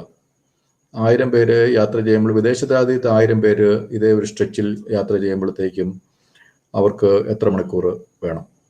ഇവിടെ നമ്മൾ 1000 പേര് യാത്ര ചെയ്യുമ്പോൾ എത്ര മണിക്കൂർ വേണം? അപ്പോൾ അത്രയും മാനവേഴ്സ് നമുക്ക് ലോസ് ആണ്. ആ ലോസ് എന്തുകൊണ്ട്? നമ്മുടെ ഇൻഫ്രാസ്ട്രക്ചറിൻ്റെ ക്വാളിറ്റി ഇല്ലാത്തതുകൊണ്ട്. നമ്മുടെ ഹൈവേയിൽ 30 കിലോമീറ്ററിലോ 40 കിലോമീറ്ററിലെ സ്പീഡിൽ പോകാൻ പറ്റത്തുള്ളൂ. അതേസമയം നമ്മുടെ വാഹനങ്ങളുടെയൊക്കെ സ്പീഡോമീറ്ററിലെല്ലാം തന്നെ 200 കിലോമീറ്റർ എന്നൊക്കെ, അല്ലെ 220, 240, 150 ഒക്കെ ആയിരിക്കും കാണിച്ചിട്ടുണ്ടാകുക. അപ്പോൾ വാഹനങ്ങളുടെ ഒരു കപ്പാസിറ്റി എന്ന് പറയുന്നത് 200 കിലോമീറ്ററിൻ്റെ അടുത്തും, നമ്മുടെ അതേ വാഹനം കൊണ്ട് നമ്മുടെ റോഡിൽ ഓടിക്കാൻ പറ്റുന്നത് 40 കിലോമീറ്ററും സ്പീഡ് ആണ് എങ്കിൽ ഈ റോഡ് ഇൻഫ്രാസ്ട്രക്ചർ എന്ന് പറയുന്നത്, അതുപോലെ നമ്മുടെ ട്രാൻസ്പോർട്ട് ഇൻഫ്രാസ്ട്രക്ചർ എന്ന് പറയുന്നത് ക്വാളിറ്റി ഉണ്ടോ? അത് നമ്മൾ ചിന്തിക്കേണ്ട ഒരു കാര്യമാണ്. അപ്പോൾ ഈ ക്വാളിറ്റി ഇല്ലാത്ത ഇൻഫ്രാസ്ട്രക്ചർ കൊണ്ട് നമുക്ക് നഷ്ടം മാത്രമേ ഉണ്ടാവുന്നുള്ളൂ. അതേസമയം മറ്റ് സംസ്ഥാനങ്ങളിൽ നമ്മൾ പോയി കഴിഞ്ഞു കഴിഞ്ഞാൽ, മറ്റ് സംസ്ഥാനങ്ങളുടെ അധികം ദൂരം ഒന്നും പോകണ്ട. തമിഴ്നാട്ടിൽ ഞാൻ കഴിഞ്ഞ ഈ മാസം ബിഗിനിങ്ങിൽ ഞാൻ തമിഴ്നാട്ടിൽ ഈ പൊള്ളാച്ചി കയറി അങ്ങേയറ്റം വരെ, മറ്റേ ബേ ബംഗാളിൻ്റെ സൈഡ് വരെ പോയി ബൈ റോഡ്. തിരിച്ച് ഏറ്റവും സൗത്തിൽ കൂടി വന്നിട്ട് കന്യാകുമാരി എത്തി, ട്രിവാൻഡ്രത്തെത്തി. അപ്പോൾ ഒരു റൗണ്ട്. അപ്പോൾ അവിടെ നമുക്ക് ഏകദേശം ഒരു 90 കിലോമീറ്റർ സ്പീഡിൽ, അവിടെയാണ്, അതാണല്ലോ ലിമിറ്റ്, 90 കിലോമീറ്റർ സ്പീഡിൽ നമുക്ക് പോകാൻ പറ്റും. ഇടയ്ക്ക് ടൗണുകളിൽ മാത്രം ചെറിയൊരു പ്രശ്നമേ ഉള്ളൂ. റോഡ്, ഞാൻ ഇത്രയും ഒരു ക്രോസ് സ്റ്റേറ്റ് യാത്ര ചെയ്തിട്ടുള്ള ഒരു അനുഭവം ഞാൻ പറയുന്നത്, റോഡ് വളരെ നല്ലതാണ്. 2, ആ റോഡിൽ കൂടെ യാത്ര ചെയ്യുമ്പോഴത്തേക്ക് നമുക്ക് കുറേ കണ്ടെയ്നർ ലോറികളും ട്രക്കുകളും ഒക്കെ പോകുന്നത് കാണാം. ട്രക്കുകളും കണ്ടെയ്നർ ലോറികളും പോകുന്നതിൻ്റെ അർത്ഥം എന്താണ്? എന്തൊക്കെ പ്രൊഡക്ഷൻ അവിടെ നടക്കുന്നുണ്ട്. ആ പ്രൊഡക്ഷൻ അങ്ങോട്ടും ഇങ്ങോട്ടുമാണ് ട്രാൻസ്പോർട്ട് ചെയ്യുന്നത്. അല്ലാതെ നമ്മുടെ റോഡെ കാണുന്നത് പോലെ ഈ 2 വീലറുകളും ബൈക്കിൽ 2 പേരും 3 പേരെയും വെച്ചിട്ട് വളരെ സ്പീഡിൽ അങ്ങോട്ട് പോകുന്നു, ഇങ്ങോട്ട് പോകുന്നു. അതുപോലെ കാറുകൾ അങ്ങോട്ടും ഇങ്ങോട്ടൊക്കെ പോകുന്നു, ഓട്ടോറിക്ഷകൾ അങ്ങോട്ടും ഇങ്ങോട്ട് പോകുന്നു. അത് നമ്മൾ തമിഴ്നാട്ടിൽ അത്രയും കാണത്തില്ല. അതിന് പകരം അവിടെ നമ്മൾ കൂടുതൽ കാണുന്നത് കണ്ടെയ്നർ ലോറികളും ട്രക്കുകളും ഒക്കെയാണ്. നമ്മൾ ഈ കേരളത്തിലേക്ക് വരുമ്പോൾ നമ്മുടെ ഫ്രണ്ടിൽ വാഴപ്പഴമായിട്ടും മറ്റേ പച്ചക്കറി ആയിട്ടും ഒക്കെ ഉള്ള വണ്ടികൾ നമുക്ക് കാണാൻ പറ്റും. അപ്പോൾ അവിടെ എന്തൊക്കെ പ്രൊഡക്ഷൻ ആക്ടിവിറ്റികൾ നടക്കുന്നുണ്ട്, അതിൻ്റെ ഇൻഫ്രാസ്ട്രക്ചർ ആണ് അവിടെ ഉള്ളത്. പ്രൊഡക്ഷന് വേണ്ടിയിട്ട് ഇൻഫ്രാസ്ട്രക്ചർ. നമ്മുടെ കേരളത്തിലുള്ള ഇൻഫ്രാസ്ട്രക്ചർ എന്തിനു വേണ്ടിയിട്ടുള്ളതാണ് എന്ന് ചോദിച്ചു കഴിഞ്ഞാൽ, പ്രൊഡക്ഷനുള്ള ഇൻഫ്രാസ്ട്രക്ചർ ആണോ നമ്മൾ ക്രിയേറ്റ് ചെയ്യുന്നത്? അപ്പോൾ ഇൻഫ്രാസ്ട്രക്ചറിൻ്റെ ഫോക്കസ് എന്താണ്? ഇൻഫ്രാസ്ട്രക്ചറിൻ്റെ ക്വാളിറ്റി എന്താണ്? അപ്പോൾ പലരും പറയാറുണ്ട്, നമ്മുടെ കേരളത്തിൽ ഇൻഫ്രാസ്ട്രക്ചർ വികസനം ഉണ്ടാകണം, നമുക്ക് ഹൈ സ്പീഡ് റോഡ് ഉണ്ടാകണം, ഹൈ സ്പീഡ് റെയിൽ ഉണ്ടാകണം, മോണോ റെയിൽ ഉണ്ടാകണം, മെട്രോ ഉണ്ടാകണം, കടലിൽ കൂടെ ഉള്ള എന്താ പറയുക കോസ്റ്റൽ ഷിപ്പിംഗ് നടപ്പാകണം, പാർവതി പുത്തനാർ എന്നൊക്കെ പറഞ്ഞിട്ട് കാസർഗോഡ് വരെ ഉൾനാടൻ ജലഗതാഗതം നടക്കണം എന്നൊക്കെ ഏകദേശം ഒരു 10-25 വർഷമായിട്ട് നമ്മൾ പറയുന്നുണ്ട്. ഞാൻ കുറേ വർഷങ്ങൾക്ക് മുമ്പ് 2004 ഞാൻ സിവിൽ സപ്ലൈസ് കോർപ്പറേഷൻ്റെ ചെയർമാനായപ്പോൾ അന്ന് ഒരു മന്ത്രിയായിരുന്നാൽ, അന്ന് മന്ത്രിയായിരുന്നില്ല, അന്ന് റിട്ടയർ ചെയ്യുന്നു, ഇ ചന്ദ്രശേഖരൻ നായർ എന്ന് പറയുന്നത്, അതിന് മുമ്പ് ടൂറിസം മന്ത്രിയായിരുന്ന അദ്ദേഹത്തിൻ്റെ വീട്ടിൽ പോയി. കാരണം അദ്ദേഹം സിവിൽ സപ്ലൈസ് മന്ത്രിയായിരുന്നു. മാവൽ സ്റ്റോറുകളൊക്കെ തുടങ്ങിയ അദ്ദേഹമാണ്. വളരെ നല്ല ഒരു ജെന്റിൽമാനായിട്ടുള്ള, സ്വാത്വികനായിട്ടുള്ള, ഞാൻ വളരെ ബഹുമാനിക്കുന്ന ഒരു രാഷ്ട്രീയ നേതാവായിരുന്നു ഇ ചന്ദ്രശേഖരൻ നായർ, CPIയുടെ. അപ്പോൾ അദ്ദേഹത്തിൻ്റെ വീട്ടിൽ ഞാൻ ഇടയ്ക്ക് പോകാറുണ്ടായിരുന്നു. കാരണം അദ്ദേഹം ഒരു വളരെ ലേണഡ് ആയിട്ടുള്ള, പക്വതയുള്ള, അഴിമതിയില്ലാത്ത നല്ലൊരു ലീഡറായിരുന്നു. അപ്പം അദ്ദേഹം അന്ന് ടൂറിസം മിനിസ്റ്റർ ആയിരുന്നപ്പോൾ 98 മറ്റോ ഒരു പദ്ധതി 400 കോടിയുടെ പദ്ധതി ഉണ്ടായിരുന്നു, ഉൾനാടൻ ജലഗതാഗതത്തിന് വേണ്ടിയിട്ട് ഉണ്ടാക്കി. അവിടെ അത് നടപ്പാക്കാൻ വേണ്ടി കുറേ പുഷ് ചെയ്ത് നോക്കി. കാരണം അത് ടൂറിസം റിലേറ്റഡ് ആയിരുന്നു. കാരണം ഉൾനാടൻ ജലഗതാഗതത്തിന്റെ ബോട്ടുകൾ പോകുന്നു, അതിന്റെ രണ്ട് സൈഡിലും നല്ല നടക്കാനുള്ള ഇത് മരങ്ങളൊക്കെ വെച്ച് പിടിപ്പിക്കുന്നു, ഭംഗിയാക്കുന്നു, പൂന്തോട്ടങ്ങൾ പോലെ ഉണ്ടാക്കുന്നു. അപ്പൊ അതിൽ കൂടെ ഒരു സഞ്ചരിക്കുക എന്ന് തന്നെ വളരെ ഭംഗിയുള്ളൊരു കാര്യമാകും എന്നൊക്കെയുള്ളൊരു കൺസെപ്റ്റിലുള്ള ഒരു 400 കോടി അന്നുണ്ടായിരുന്നുള്ളൂ. പക്ഷേ അതിനിവിടെ ആർക്കും താല്പര്യം ഉണ്ടായില്ല. കാരണം അത് പ്ലാനറ്റ് ഫ്രണ്ട്ലി ആണല്ലോ, പീപ്പിൾ ഫ്രണ്ട്ലി ആണല്ലോ. അപ്പോൾ അതൊന്നും ഇവിടെ മനുഷ്യർക്ക് വലിയ താല്പര്യമൊന്നുമില്ല. എല്ലാവർക്കും കരയിൽ കൂടെയുള്ള പരിപാടികളാണ് കൂടുതൽ ഇഷ്ടം. കരയിൽ കൂടെയുള്ള റോഡുകൾ കൂടുതലുണ്ടെങ്കിലേ കൂടുതൽ ആക്സിഡന്റ് ഉണ്ടാകത്തുള്ളൂ. കൂടുതൽ ആക്സിഡന്റ് ഉണ്ടെങ്കിലേ കൂടുതൽ ആശുപത്രിയിൽ എമർജൻസി സെക്ഷനും ഒക്കെ കൂടുതൽ ബിസിനസ് കിട്ടത്തുള്ളൂ. അങ്ങനെയൊക്കെ ആയിരിക്കാം. എനിവേ അത് നടന്നില്ല. അപ്പോൾ നമ്മളുടെ ഇൻഫ്രാസ്ട്രക്ചർ എന്ന് പറയുന്നത് പലരും പറയുന്ന ഇൻഫ്രാസ്ട്രക്ചർ ആണോ നമുക്ക് വേണ്ടത് എന്നൊക്കെയുള്ള കാര്യങ്ങൾ നമ്മൾ ചിന്തിക്കേണ്ടതുണ്ട്. പലരും പറയും നമുക്ക് മേൽപ്പാലം വേണം, നമുക്ക് ട്രെയിൻ വേണം, ഈ ഇത്രയും സ്പീഡിൽ എങ്ങോട്ട് വീണ്ടും കൂടുതൽ എയർപോർട്ടുകൾ നമുക്ക് വേണം എന്നൊക്കെയുള്ള ഒരു പല ഇൻഫ്രാസ്ട്രക്ചറിൻ്റെ കാര്യമുണ്ട്. ഇനി എഡ്യൂക്കേഷൻ ഇൻഫ്രാസ്ട്രക്ചർ, ഹെൽത്ത് ഇൻഫ്രാസ്ട്രക്ചർ, അങ്ങനത്തെ ടൈപ്പ് ഇൻഫ്രാസ്ട്രക്ചർ വേറെ അത് നമുക്ക് വേണമെന്ന് പറയുന്നത്. മെഡിക്കൽ കോളേജുകൾ എല്ലാ ബ്ലോക്കിലും വേണമെന്നും പറയാറുണ്ട്. പിന്നെ എന്ത് കാര്യം ഉണ്ടെങ്കിലും എല്ലാ പഞ്ചായത്തിലേക്കും ആയിക്കോട്ടെ എന്നുള്ളൊരു ഇൻഫ്രാസ്ട്രക്ചർ ഡെവലപ്മെൻറ്റും നമുക്കുണ്ട്. അപ്പം അങ്ങനത്തെ ഒരു ഈ സ്പ്രെഡിങ് ടു തിൻ എന്ന് പറയുന്ന ഒരു കാര്യം, പിന്നെ റിസോഴ്സ് വളരെ ഇൻഎഫിഷ്യൻ്റ് ആയിട്ടും പ്രയോറിറ്റി ഇല്ലാതെ ചിലവാക്കുമ്പോഴുള്ള ഒരു ക്വാളിറ്റി കുറവ്, അതൊക്കെ നമ്മളുടെ ഇൻഫ്രാസ്ട്രക്ചർ ക്വാളിറ്റിയെ അഫക്റ്റ് ചെയ്യുന്നുണ്ട്. പിന്നെ പലപ്പോഴും നമ്മളുടെ ഇൻഫ്രാസ്ട്രക്ചർ ക്രിയേറ്റ് ചെയ്യുമ്പോഴത്തേക്കും ആ ഇൻഫ്രാസ്ട്രക്ചറിൻ്റെ പദ്ധതിയുടെ കമ്മീഷൻ പറ്റുമെന്ന് മാത്രമേ ആ ഇൻഫ്രാസ്ട്രക്ചർ പ്ലാൻ ചെയ്യുന്നവർക്കും നടപ്പാക്കുന്ന അഡ്മിനിസ്ട്രേറ്റീവ് സാങ്ഷൻ കൊടുക്കുന്നവർക്കും എക്സിക്യൂട്ട് ചെയ്യുന്നവർക്കും ഉദ്ദേശമുള്ളൂ. അല്ലാതെ അതൊരു 50 വർഷത്തേക്ക് ഈ ഇൻഫ്രാസ്ട്രക്ചർ കൊണ്ട് ഇവിടുത്തെ മനുഷ്യരുടെ ലൈഫ് കുറച്ചുകൂടെ കംഫർട്ടബിൾ ആകണം എന്നുള്ളൊരു ചിന്തയോടുകൂടി അല്ല പല ഇൻഫ്രാസ്ട്രക്ചർ പദ്ധതികളും ഇവിടെ നടപ്പാക്കപ്പെടുന്നത്.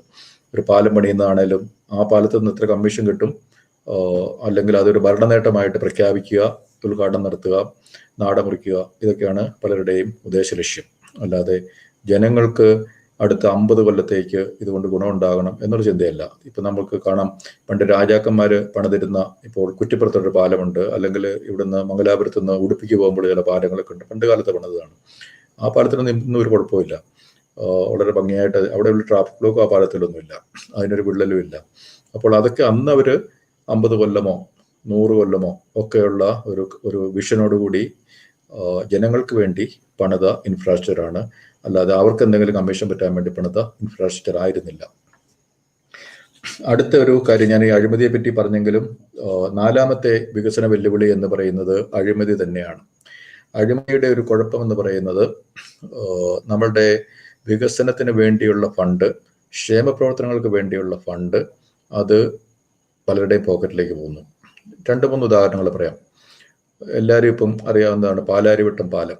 പാലാരിവട്ടം പാലം 42 കോടി രൂപയ്ക്ക് പണിതു കഴിഞ്ഞ ഗവൺമെൻറ്റുകൾ. UDF ഗവൺമെൻറ്റിൻ്റെ സമയത്ത് തുടങ്ങി, LDF ഗവൺമെൻറ് അത് ഇനാഗ്രേറ്റ് ചെയ്തു, കംപ്ലീറ്റ് ചെയ്തു. വീണ്ടും അത് ഇപ്പോൾ പുതുക്കി പണിയുകയാണ്. അതിൻ്റെ പ്രധാന ബ്രിഡ്ജ് പ്രോപ്പർ ഏരിയ കംപ്ലീറ്റ് മാറ്റി പണിയുകയാണ് ചെയ്യുന്നത്. അതിൻ്റെ 2 സൈഡിൽ അപ്രോച്ച് മാത്രമേ മാറ്റാത്തുള്ളൂ, കാരണം അവിടെ മണ്ണല്ലേ താഴെ, വലിയ കുഴപ്പമൊന്നുമില്ല. ഇപ്പോൾ പണിയുന്നത് 17 കോടി രൂപയ്ക്കാണ്. 42 കോടി രൂപ ആദ്യം ചെലവാക്കി, അത് കരാറുകാരും അതിന് മേൽനോട്ടം വഹിച്ചവരും മന്ത്രിയും എല്ലാവരും കൊണ്ടുപോയി. ഇപ്പോൾ 17 കോടി രൂപയ്ക്ക് പണിയുന്നു. ഇതിൻ്റെ അപ്രോച്ച് റോഡിൻ്റെ 2 സൈഡിലും കൂടെ കൂടി ഒരു 1.5-3 കോടിയും കൂടെ കൂടി കഴിഞ്ഞാലും 20 കോടി, അല്ലെ 1 കോടിയും കൂടെ കൂട്ടിക്കും. 50% പൈസ മതിയായിരുന്നു. ഇത് നേരത്തെ പണിതപ്പോൾ ഇത്രയും ഒരു കോസ്റ്റ് എസ്കലേഷൻ, സാറിന് ഒരു കോസ്റ്റ് എസ്കലേഷൻ ഉണ്ടാവുമല്ലോ. അപ്പം ഇന്ന് 17 ഉള്ളെങ്കിൽ ആ റുപ്പി വാല്യൂ അന്നെന്ന് പറയുമ്പോഴത്തേക്കും അതിനേക്കാളും കുറവായിരുന്നായിരിക്കും. അപ്പോൾ മിനിമം 50% എന്ന് ഇന്നത്തെ കാൽക്കുലേഷൻ തന്നെ നമുക്ക് പറയാൻ പറ്റും 50% അഴിമതിയാണ്. 50%. 42 കോടി എന്ന് വെച്ച് കഴിഞ്ഞാൽ അതിൻ്റെ അകത്ത് 20-21 കോടി മാത്രമേ ജനങ്ങൾക്ക് കിട്ടുന്നുള്ളൂ. ബാക്കി 20-21 കോടി രൂപ മന്ത്രിയും പരിവാരങ്ങളും കൊണ്ടുപോകുന്നു. അപ്പോൾ അതും കൂടെ ഇവിടെ നമുക്ക് വികസനത്തിന് മനുഷ്യർക്ക് കിട്ടിയിരുന്നെങ്കിൽ നമ്മളുടെ വികസനം എവിടെ എത്തുമായിരുന്നു. അടുത്ത ഒരു എക്സാമ്പിൾ, തിരുവനന്തപുരത്ത് വിമൻസ് കോളേജിൻ്റെ ഫ്രണ്ടിൽ ഒരു ഫുട്പാത്ത്, അതിൻ്റെ ഫ്രണ്ടിൽ ഒരു 300 മീറ്ററോളം ഒരു ഫുട്പാത്ത് നിർമ്മിക്കുന്നു. ഒരു 2-3 മാസം മുമ്പ് ഏഷ്യാനെറ്റാണ് അത് വിളിച്ചിട്ട് കൊണ്ടുവന്നത്. ഏഷ്യാനെറ്റിലെ ഒരു റിപ്പോർട്ടർ ആ പണിത കോൺട്രാക്ട് വെച്ച് എനിക്ക് ഇതേപോലെ ഒരു 300 മീറ്ററിൽ അവിടെ പണിതതുപോലെ ഒരു ഹാൻഡ് റെയിലൊക്കെ ഇട്ട് മുകളിൽ ഇങ്ങനെ ഷെയ്ഡും വെച്ചിട്ട് പണിയണം, അതിന് എത്ര രൂപ എന്ന് ചോദിച്ചു. ഫോണിൽ ചോദിച്ചതാണ്. അവർ പറഞ്ഞ് ഒരു 15 ലക്ഷം രൂപ അത്ര മതിയാകും. അവർ പറഞ്ഞു അത് ഏറ്റവും ബെസ്റ്റ് ക്വാളിറ്റിയിൽ പണിയണമെങ്കിൽ, ഏറ്റവും ബെസ്റ്റ് ക്വാളിറ്റി പണിയുകയും ഒക്കെ ചെയ്യണമെങ്കിൽ 15-20 അതിൻ്റെ അപ്പുറമൊന്നും ആവില്ല.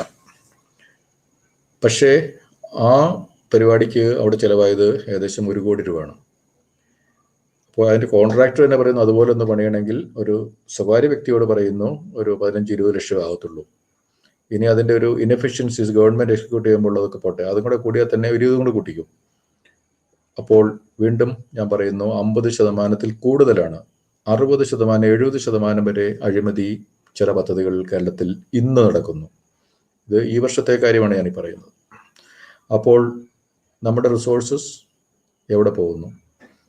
നമ്മുടെ റിസോഴ്സസ് ജനങ്ങൾക്ക് അവകാശപ്പെട്ടതാണ്. അതിന് പകരം അത് ചില ആൾക്കാരുടെ പോക്കറ്റിലേക്ക്, ആ പോക്കറ്റൊന്നും ഇവിടെ അല്ല കേട്ടോ, അതൊക്കെ വിദേശ രാജ്യങ്ങളിലാണ്. അതുകൊണ്ടാണ് നിങ്ങൾക്ക് ധൈര്യം ഉണ്ടേ പിടിച്ചോ എന്നൊക്കെ ഉള്ള ഒരു വെല്ലുവിളികൾ ഈ പറഞ്ഞ അഴിമതിക്കാർ പലപ്പോഴും നടത്താറുള്ളത്. കാരണം കേരളത്തിൻ്റെ ഒരു ഇൻവെസ്റ്റിഗേഷൻ ഏജൻസിക്ക് വിദേശ രാജ്യങ്ങളിൽ പോയി അന്വേഷിക്കാനുള്ള മാൻഡേറ്റ് ഇല്ല. പിന്നെ CBI ആണെങ്കിൽ കേരളത്തിലേക്ക് വരണ്ട എന്നുള്ള തീരുമാനം ഇപ്പോൾ സർക്കാർ എടുത്തു കഴിഞ്ഞു. കാരണം CBIക്ക് ആണെങ്കിൽ മറ്റു രാജ്യങ്ങളിൽ പോയി അന്വേഷിക്കാൻ പറ്റും, അതുകൊണ്ട് CBI കേരളത്തിൽ വന്ന് അന്വേഷിക്കാൻ പാടില്ല എന്നുള്ളൊരു തീരുമാനം എടുത്തതുകൊണ്ട് അഴിമതി നിർബാധം നടത്താനുള്ളൊരു സാഹചര്യം ഇപ്പോൾ ഇവിടെ നയപരമായിട്ട് ക്രിയേറ്റ് ചെയ്യപ്പെട്ടിരിക്കുകയാണ്. അഴിമതിയുടെ എക്സാമ്പിൾസ് ഞാൻ പറഞ്ഞു. ഇനി നിങ്ങൾ അന്വേഷിച്ചു കഴിഞ്ഞാൽ നിങ്ങൾക്കും ഇഷ്ടംപോലെ എക്സാമ്പിൾസ് കിട്ടും. അത് 4ാമത്തെ കാര്യം. 5ാമത്തെ വികസന വെല്ലുവിളി എന്ന് പറയുന്നത് ഡിസ്ട്രക്റ്റീവ് ആയിട്ടുള്ള, കോൺട്രാ ഇൻവെസ്റ്റ്മെൻ്റ് ആയിട്ടുള്ള ഇവിടുത്തെ ഒരു ട്രേഡ് യൂണിയനിസമാണ്. ഡിസ്ട്രക്റ്റീവ് ആയിട്ടുള്ള കോൺട്രാ ഇൻവെസ്റ്റ്മെൻറ്റ് ഇവിടെ ആരെങ്കിലും നടത്തി ഒരു ഫാക്ടറി സ്ഥാപിച്ചു കഴിഞ്ഞാൽ അതിൻ്റെ പുറത്ത് ഏകദേശം ഒരു 10 കോടി ഒരു ഉദ്ഘാടനം നടത്തി ഒരു വർഷത്തിന് 10 കോടിയെങ്കിലും മിനിമം അതിൻ്റെ പുറത്തുണ്ടാവും. ഏതെങ്കിലും വ്യവസായ സ്ഥാപനങ്ങൾ നിങ്ങൾ അതിൻ്റെ പുറത്തൊന്ന് നോക്കിക്കോളാം, അതിൻ്റെ ഗേറ്റിൻ്റെ പുറത്ത് എത്ര കോടി ഉണ്ടാവും എന്നുള്ളത്. അതുപോലെ നമ്മൾ തമിഴ്നാട്ടിൽ പോവുക, ആന്ധ്രാപ്രദേശിൽ പോവുക, ഉത്തർപ്രദേശിൽ പോവുക, അവിടെയുള്ള വ്യവസായ സ്ഥാപനങ്ങളുടെ പുറത്ത് എത്ര കോടിയുണ്ട്. അവിടെയും ഈ പറഞ്ഞ മനുഷ്യരും ഈ പറഞ്ഞ പൊളിറ്റിക്കൽ പാർട്ടികളും രാഷ്ട്രീയ ബോധവും തൊഴിൽ പ്രശ്നങ്ങളും കളക്റ്റീവ് ബാർഗൈനിങ്ങും ഒക്കെ ഉള്ള മനുഷ്യരും ബുദ്ധിയും ബ്രെയിനും ഒക്കെ ഉള്ള മനുഷ്യരൊക്കെ തന്നെയാണല്ലോ അവിടെയുള്ളത്. അതോ കേരളത്തിലുള്ളവരെ വേറെ ഏതെങ്കിലും പ്ലാനറ്റിൽ നിന്ന് വന്ന ഒരു പ്രത്യേകതരം ജീവികളാണ് ഇവിടെ ഇത്രയും കൊടികുത്താൻ മാത്രം? അപ്പോൾ ഈ മിലിറ്റന്റ് ട്രേഡ് യൂണിയനിസം എന്ന് പറയുന്നത് ഇവിടുത്തെ ഒരു വികസന വെല്ലുവിളിയാണ്. എത്രയോ ആൾക്കാർ ഇവിടുത്തെ ഈ ഒരു ആൾക്കാരോട് മല്ലടിക്കാൻ ഉള്ള അത്ര എനർജി എന്തിനാണ് നമ്മളിവിടെ കളയുന്നത്? ആ എനർജിയും കൂടെ നമ്മൾ ബിസിനസ് വളർത്താൻ വേണ്ടി ചെലവഴിച്ചു കഴിഞ്ഞാൽ നമ്മുടെ ബിസിനസ് വളരുമല്ലോ. അല്ലെങ്കിൽ നമ്മളുടെ ഇവരോട് നെഗോഷിയേറ്റ് ചെയ്യാനും ഇവരുടെ പ്രശ്നം പരിഹരിക്കാനും പിന്നെ ഒക്കെ ആയിട്ട് ഈ ബിസിനസ് ലീഡറിൻ്റെ എനർജി ആവശ്യമില്ലാത്ത കാര്യങ്ങൾക്ക് ചെലവഴിക്കാൻ പാടില്ലോ. You has to spend in മാർക്കറ്റിങ്ങിന് വേണ്ടിയിട്ടോ അല്ല പ്രൊഡക്ഷന് വേണ്ടിയിട്ടോ ലോജിസ്റ്റിക്സിന് വേണ്ടിയിട്ടോ ഫിനാൻഷ്യൽ മാനേജ്മെന്റിന് വേണ്ടിയിട്ടോ ഒക്കെയാണ്, അല്ല സ്ട്രാറ്റജിക് പ്ലാനിങ്ങിന് വേണ്ടിയിട്ടൊക്കെ ചെലവഴിക്കേണ്ട സമയം ഈ പറഞ്ഞ ആൾക്കാരുമായിട്ട് തർക്കിക്കാനും ഗുസ്തി പിടിക്കാനും ഒക്കെ ആയിട്ട് ചെലവഴിക്കണോ? അതൊന്ന്. പിന്നെ പലപ്പോഴും പ്രൊഡക്ഷൻ ലോസ്, ഹർത്താല്, ബന്ദ്, സമരം, സ്ട്രൈക്ക്, പ്രൊഡക്ഷൻ ലോസ് ഉണ്ടാകാം, സമയനഷ്ടം ഉണ്ടാകാം. ഇപ്പോൾ തന്നെ ഒരു കോവിഡിൻ്റെ ഏതോ ഒരു എക്യുപ്മെൻ്റ് ഏതോ ഒരു മെഡിക്കൽ കോളേജിൽ ഇറക്കുന്നതിന് തന്നെ അവിടുത്തെ ഈ നോക്കുകൂലി കയറ്റിറക്ക് കക്ഷികൾ ബഹളം വെച്ച് അതിൻ്റെ ഏകദേശം വിലയുടെ അത്രയും തന്നെ ഈ ലോറിയിൽ നിന്ന് അങ്ങോട്ട് ഇറക്കി വെക്കുന്നതിന് ഡിമാൻഡ് ചെയ്തതായിട്ടൊക്കെയുള്ള ഒരു വാർത്തകളൊക്കെ നമ്മൾ കേൾക്കാറുണ്ട്. പണിതാലും പണിതില്ലെങ്കിലും നോക്കുകൂലി കൊടുക്കണം. നോക്കുകൂലി നിരോധിച്ചു എന്നൊക്കെ പ്രഖ്യാപിച്ചിട്ടുണ്ട്. പക്ഷേ ഇവിടെ എന്തെങ്കിലും ഒരു പണി ചെയ്യാൻ ചെല്ലുമ്പോൾ നമുക്കറിയാൻ പറ്റും നോക്കുകൂലി ഉണ്ടോ ഇല്ലയോ എന്നുള്ളത്. നോക്കുകൂലി എന്ന് പറയുന്നത് ഒരു പിടിച്ചുപറിയാണ്, ഒരു മാഫിയാണ്. അപ്പോൾ കേരളം ഇപ്പോൾ ഭരിച്ചുകൊണ്ടിരിക്കുന്നത് ഒരു എക്കണോമിക് സ്പിയറിൽ ഒരു മാഫിയാണ്. അപ്പോൾ അത് ഇവിടുത്തെ ഒരു വലിയ വികസന വെല്ലുവിളിയാണ്. ഇതിൻ്റെ പരിഹാരം എന്താണ്? ഇവിടെ കരുത്തുള്ള കഴിവുള്ള ഒരു മുഖ്യമന്ത്രി ഉണ്ടാവുക എന്നുള്ളതാണ് ഇത് പരിഹരിക്കാനുള്ള കാര്യം. ഇപ്പോഴത്തെ മുഖ്യമന്ത്രി ആഗ്രഹിച്ചിരുന്നെങ്കിൽ അദ്ദേഹത്തിന് അത് ചെയ്യാമായിരുന്നു. പക്ഷേ എനിക്ക് വളരെ പേഴ്സണലായിട്ട് അറിയാവുന്നൊരു കാര്യമാണ്. ഞാനൊരിക്കൽ ട്രിവാൻഡ്രത്തുനിന്ന് എറണാകുളത്തേക്ക് ഫ്ലൈറ്റിൽ വരുമ്പോൾ ആ ഫ്ലൈറ്റിൽ എൻ്റെ അടുത്ത് ഇവിടുത്തെ എറണാകുളം ജില്ലയിലുള്ള ഒരു പ്രമുഖ വ്യവസായി, അദ്ദേഹം കുറേയധികം കാര്യങ്ങൾ എക്സ്പോർട്ട് ചെയ്യുന്ന ഒരു വ്യക്തിയാണ്, അദ്ദേഹം ഉണ്ടായിരുന്നു. അപ്പോൾ അദ്ദേഹം എന്തിനാ ട്രിവാൻഡ്രത്ത് പോയത്? മുഖ്യമന്ത്രിയെ കാണാൻ പോയതാണ്. അപ്പോൾ എന്തിനാണ് കാണാൻ പോയത്? നമ്മുടെ ഫാക്ടറിയിൽ ഒരു ഈ CPM-ൻ്റെ ഒരു യൂണിയൻ തുടങ്ങാൻ വന്നു. ഇത്രയും കാലം 10-40 വർഷമായിട്ട് പ്രവർത്തിക്കുന്നുണ്ട്. ഇതുവരെ അവിടെ യൂണിയനൊന്നും ഇല്ലായിരുന്നു. ഞങ്ങൾ ബാക്കിയുള്ള ഇവിടുത്തെ സർക്കാർ സ്ഥാപനങ്ങൾ കൊടുക്കുന്നതിനേക്കാളും കൂടുതൽ ശമ്പളവും കൂലിയും ബോണസും എല്ലാ പരിപാടിയൊക്കെ നമ്മൾ കൊടുക്കുന്നുണ്ട്.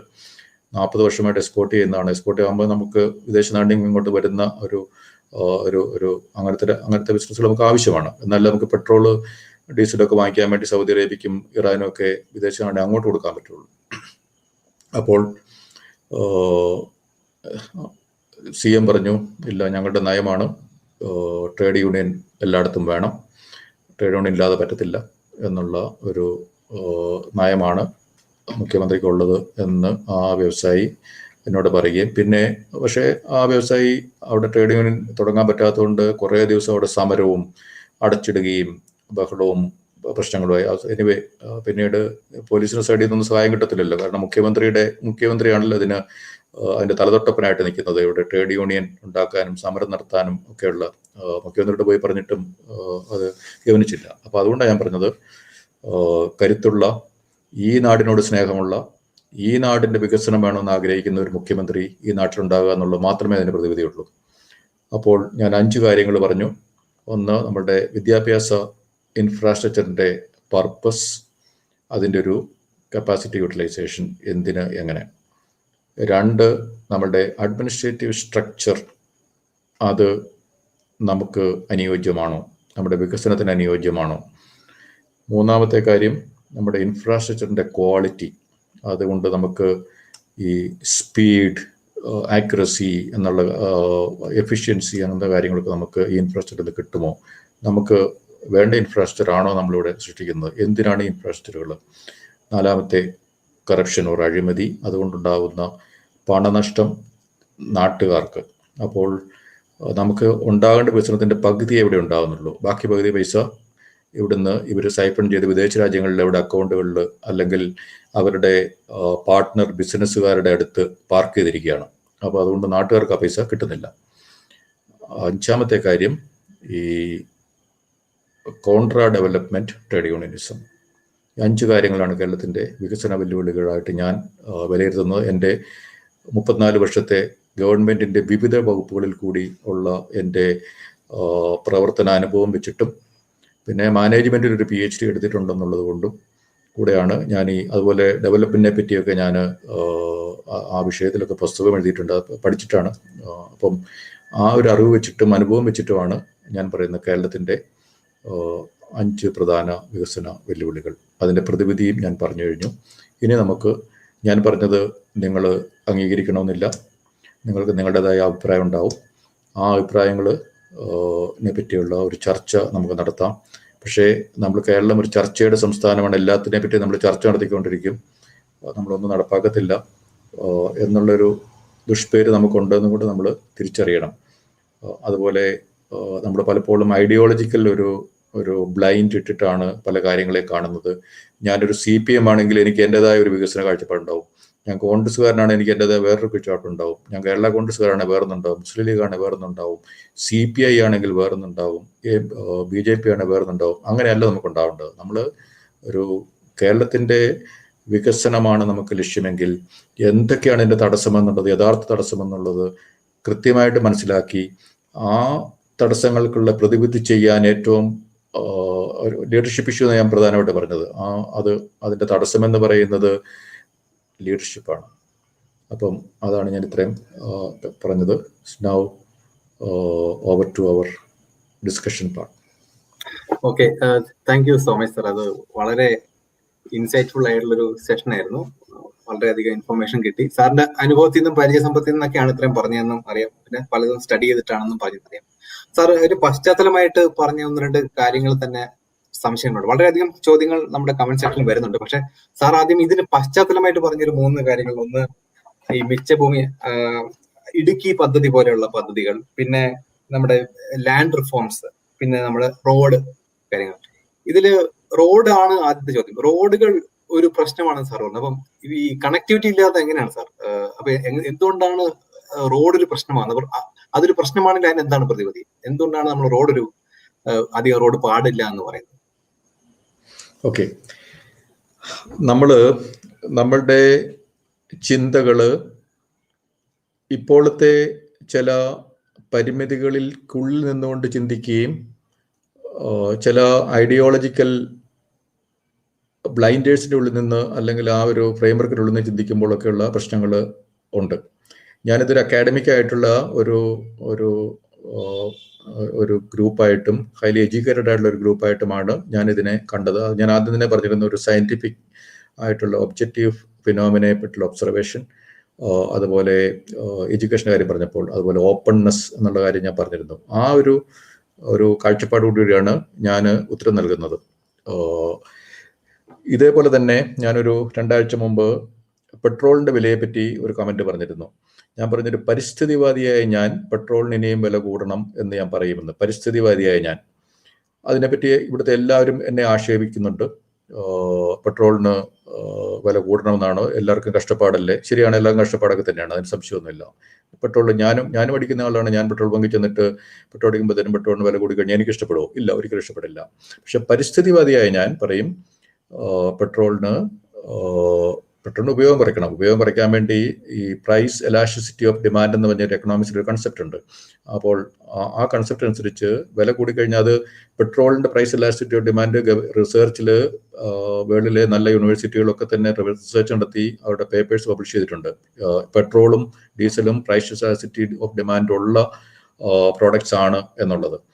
പണ്ട് കാലത്ത് നമ്മുടെ നാട്ടിൽ ഡീസൽ കാറുകൾ ചില മനുഷ്യർ വാങ്ങിക്കുമായിരുന്നു. എന്തുകൊണ്ടാണ്?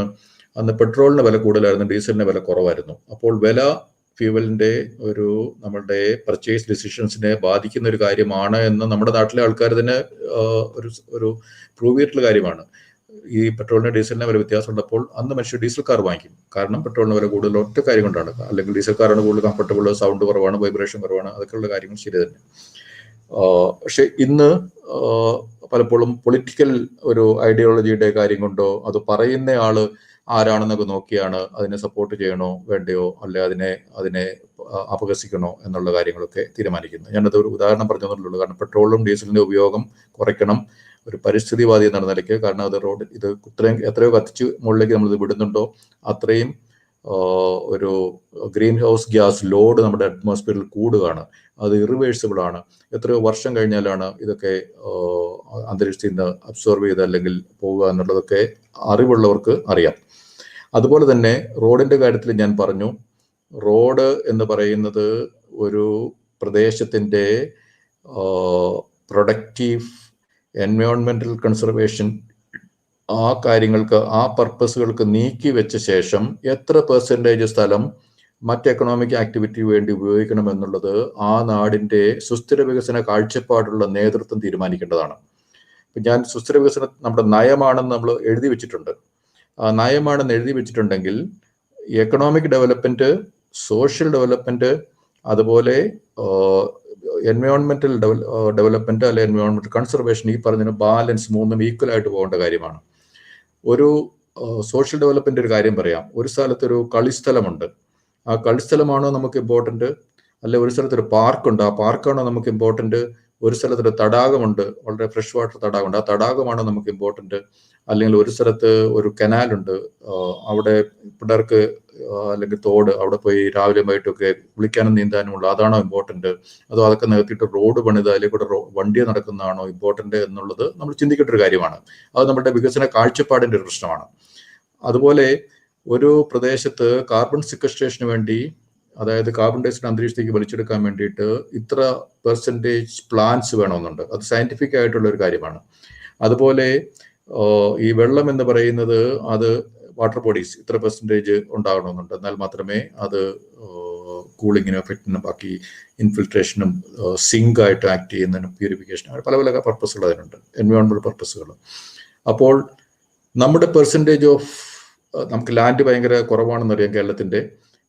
അതിൽ തന്നെ കുറേ പുഴകളായിട്ടും തടാകങ്ങളായിട്ടും കുറേ ലാൻഡ് പോകുന്നു. പിന്നെ കുറേ ഇത്ര പെർസെൻറ്റേജ് വനമായിട്ട് വിടണമെന്നൊക്കെ അത് ഈ കസ്തൂരി രംഗൻ റിപ്പോർട്ട് എന്നൊക്കെ നമ്മൾ കേട്ടിട്ടുണ്ട്. പക്ഷെ അതിനൊക്കെ നമ്മൾ നഖശികാന്തം എതിർക്കുന്ന ബുദ്ധിയുള്ളവരാണ് നമ്മൾ. കാരണം എന്താണ്, നമുക്ക് അവിടെയൊക്കെ റിസോർട്ട് പണിയണം.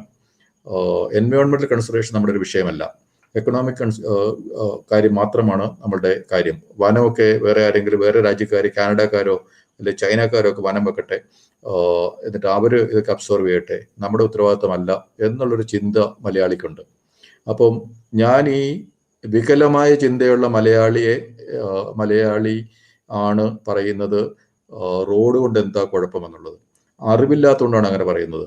റോഡ് വേണം, പക്ഷെ അത് നമ്മുടെ ലാൻഡ് സർഫസ് ഏരിയയുടെ ഒരു പ്രൊപ്പോർഷനേ പാടുള്ളൂ. ആ പ്രൊപ്പോർഷന്റെ അപ്പുറം പോയി കഴിയുമ്പോഴത്തേക്കും that is attacking on the balance with the environment എന്നാ ഞാൻ പറഞ്ഞത്.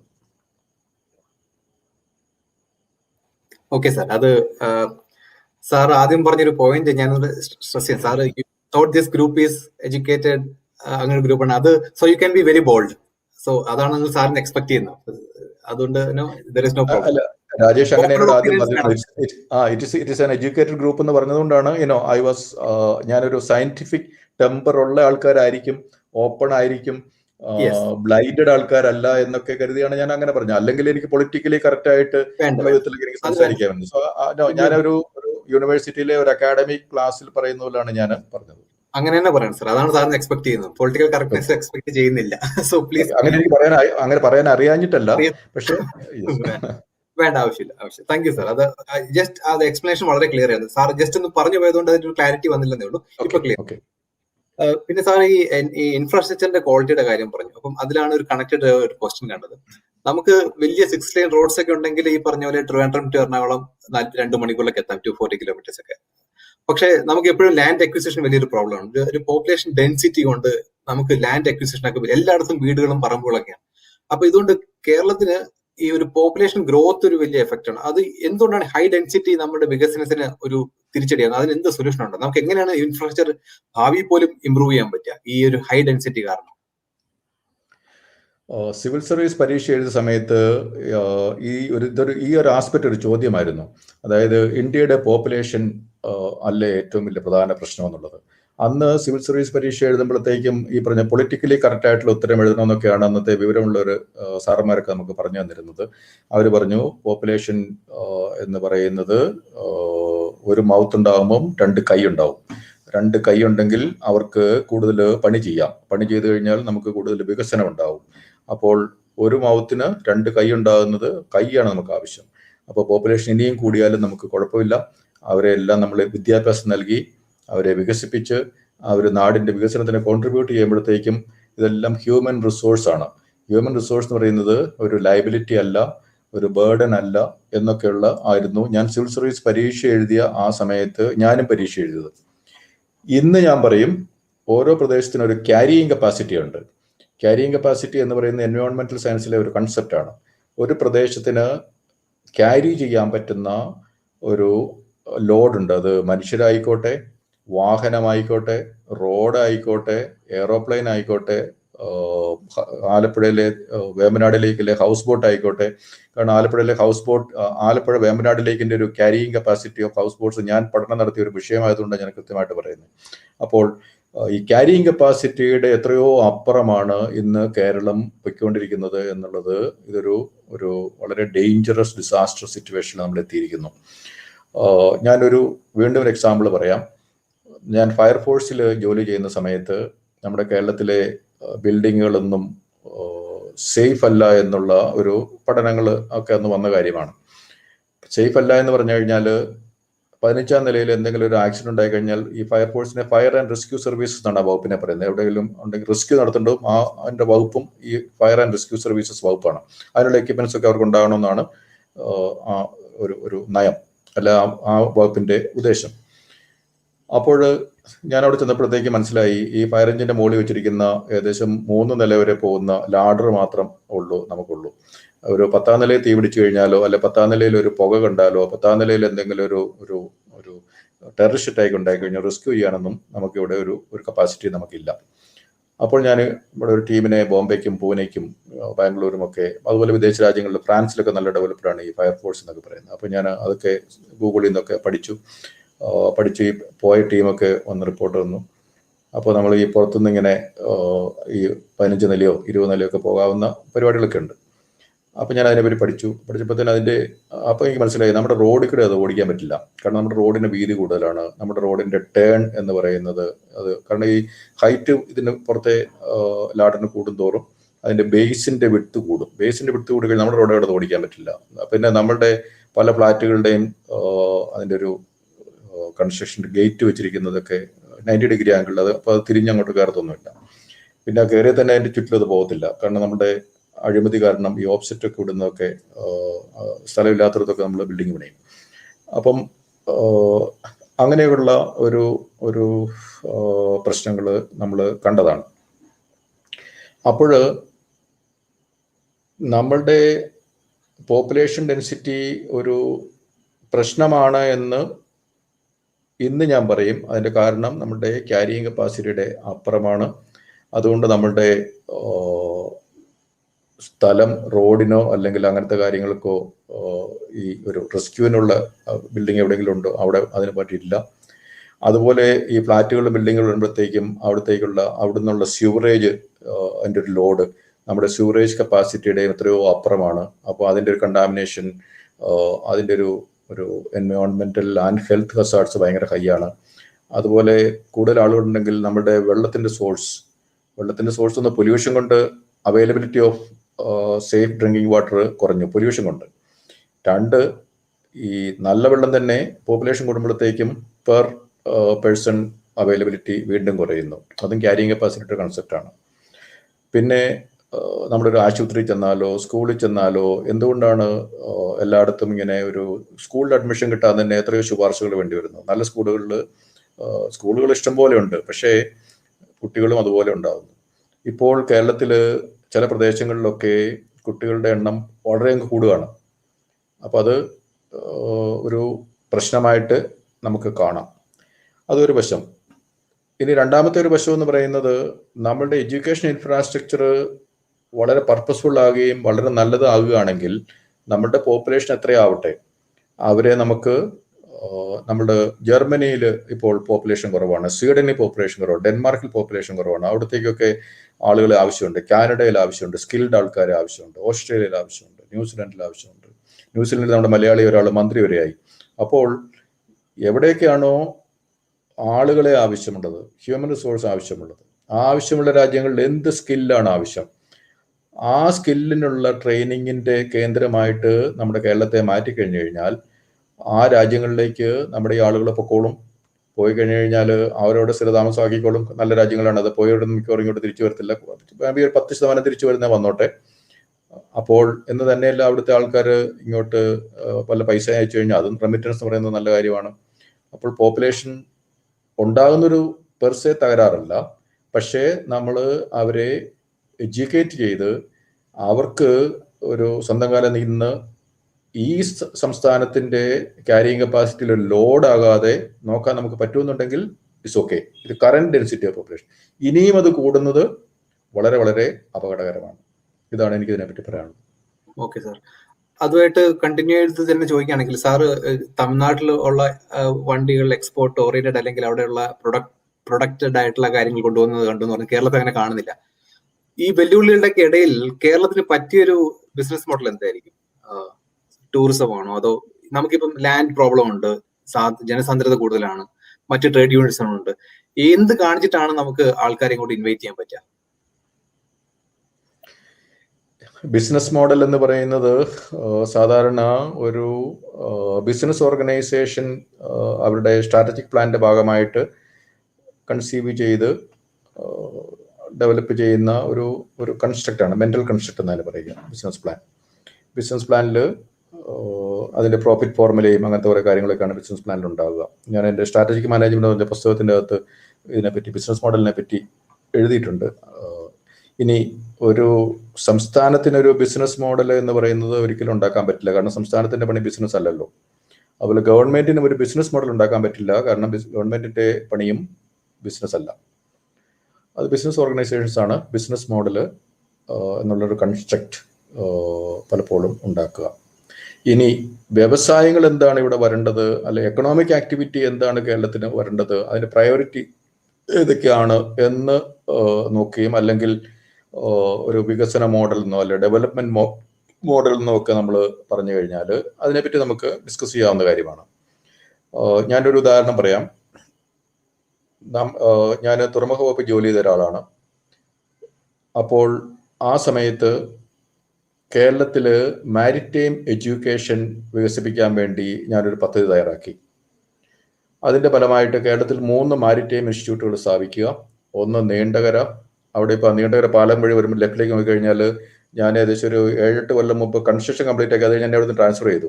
ഇപ്പോൾ അത് കാട് പിടിച്ച് അതുപോലെ കിടക്കുകയാണ്.